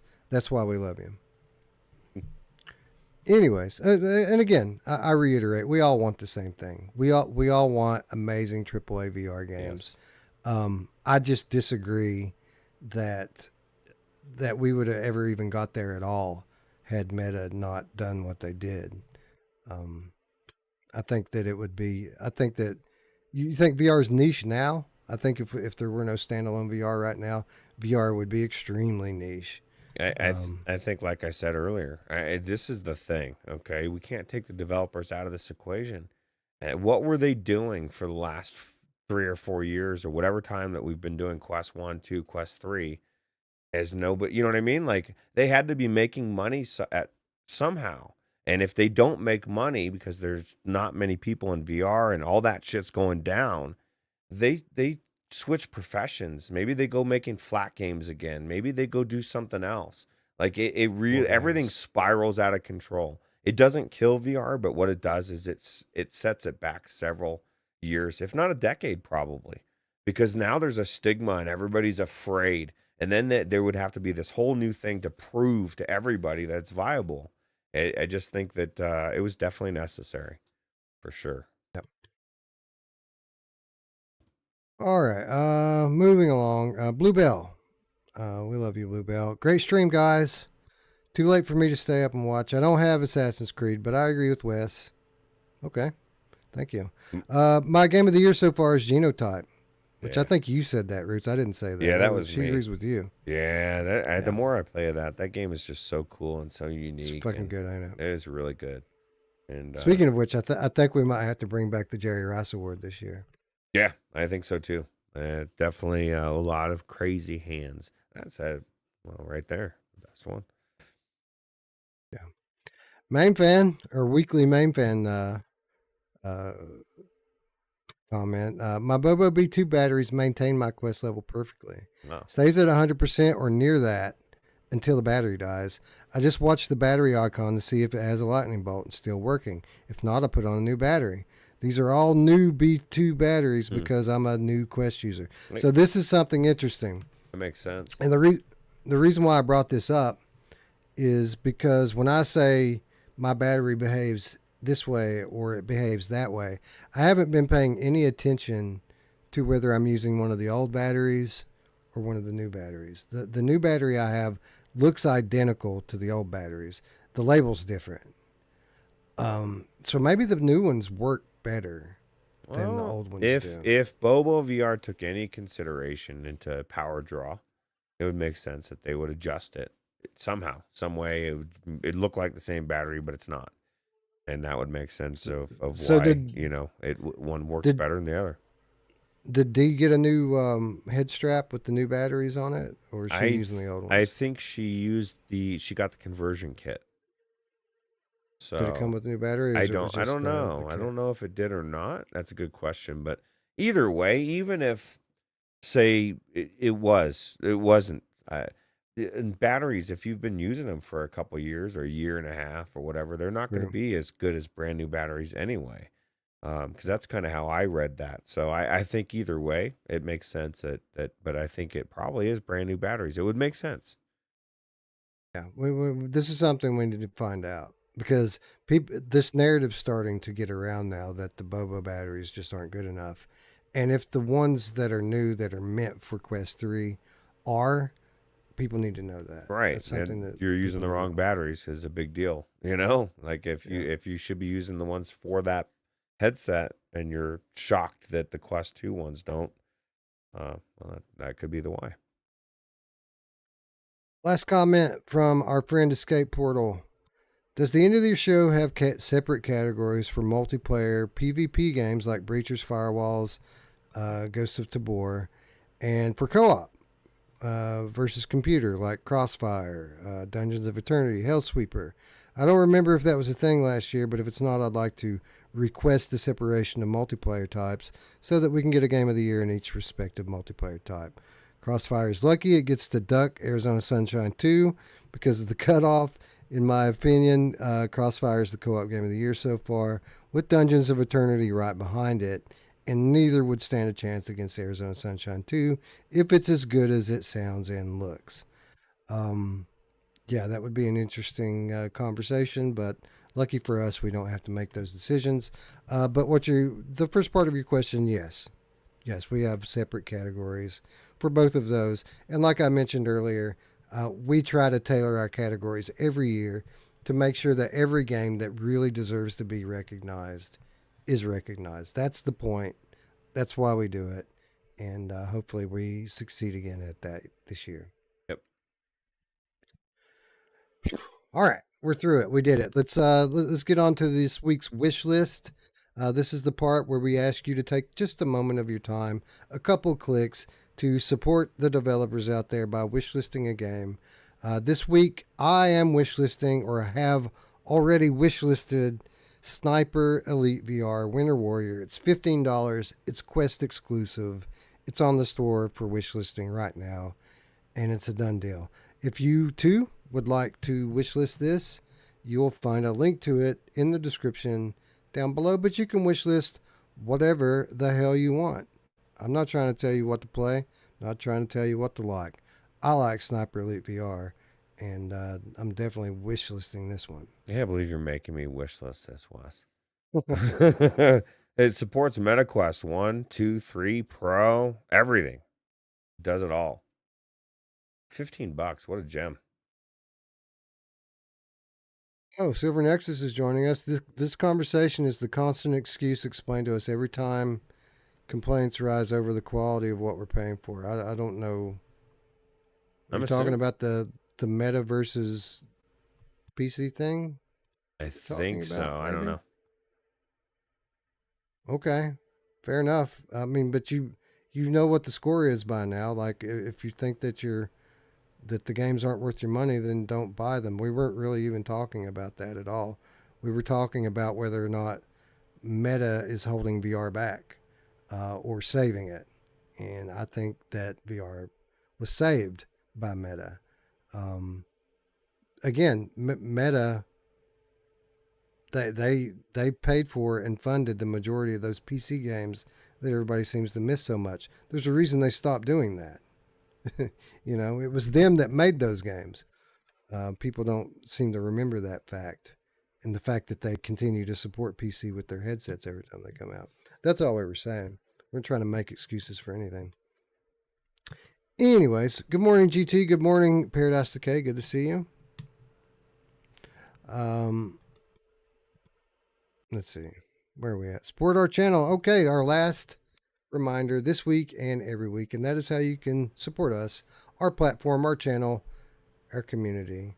Of course, the easiest way to do that is by subscribing, clicking the bell. Just a couple of clicks, we get to watch our number tick up a little bit more. We get a little more clout each time that happens in the bigger world out there, and you get to be notified when we go live. And that's going to be pretty exciting for the rest of the year, because every time you see us for the rest of the year, we're going to have something cool to talk about. Whether it's a big, awesome game, we have quite a few of them still coming for the rest of the year, or it's something to do with our big award show at the end of the year, which year over year over year continues to be the greatest VR podcast of all time, the 2023 show, coming soon to a screen near you. Be sure you subscribe for that. If you're already subscribed and you want to do something extra, you can support us on Patreon, where as little as $3 per month will get you access to our weekly show notes, the occasional exclusive content, insider updates. You get your name on the ticker. And by the way, the other day when we kind of had to on the fly change up what we were doing, I think I might have run an older ticker. So my apologies to any of the newer patrons out there. If your name wasn't on that, like, I wasn't planning on streaming, and I haven't streamed in some time. So I'm pretty sure I ran an older version of the outro. But you get your name on the outro. And as Ruuts mentioned earlier, Ruuts, they get to join us and help us decide what the winners of the awards are going to be, which is always a good time. That's a long, just make sure you're going to set aside several hours, because I think it took us like 4 or 5 hours of deliberation last time, right? So yeah, it was cool. a long thing. Yeah. It was cool. It was fun. Yeah, I'll be sending out RSVP for that within the next couple of weeks, so we can start to kind of plan a venue. If we need a bigger venue, we can start to figure out what that's going to be. So patrons, be on the lookout for that. Thank you to everyone who supports us on there. You all are awesome. You allow us to do things we wouldn't otherwise be able to do. So shout out to the patrons. All right.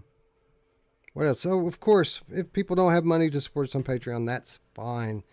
The best part's free anyway. The best part's the Discord. We're on there all the time. You don't have to wait till Christmas to hang out with us on Discord, because we're always on Discord. All you got to do is go on there and tag us. We'll talk to you.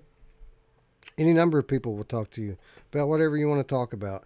It's free. There's an invitation link in the description. All you got to do is click through that, and we'll be there to say hello and welcome you to the family. Yeah. Absolutely. All right. And Paradise Decay, the 2023 show that runs through 2025. Right. Yes. Exactly. Marathon. Yeah, 100%. That is a marathon. Oh, wait a minute. I didn't ever finish out our poll. Oh, shit. Yeah, let's figure out what happened.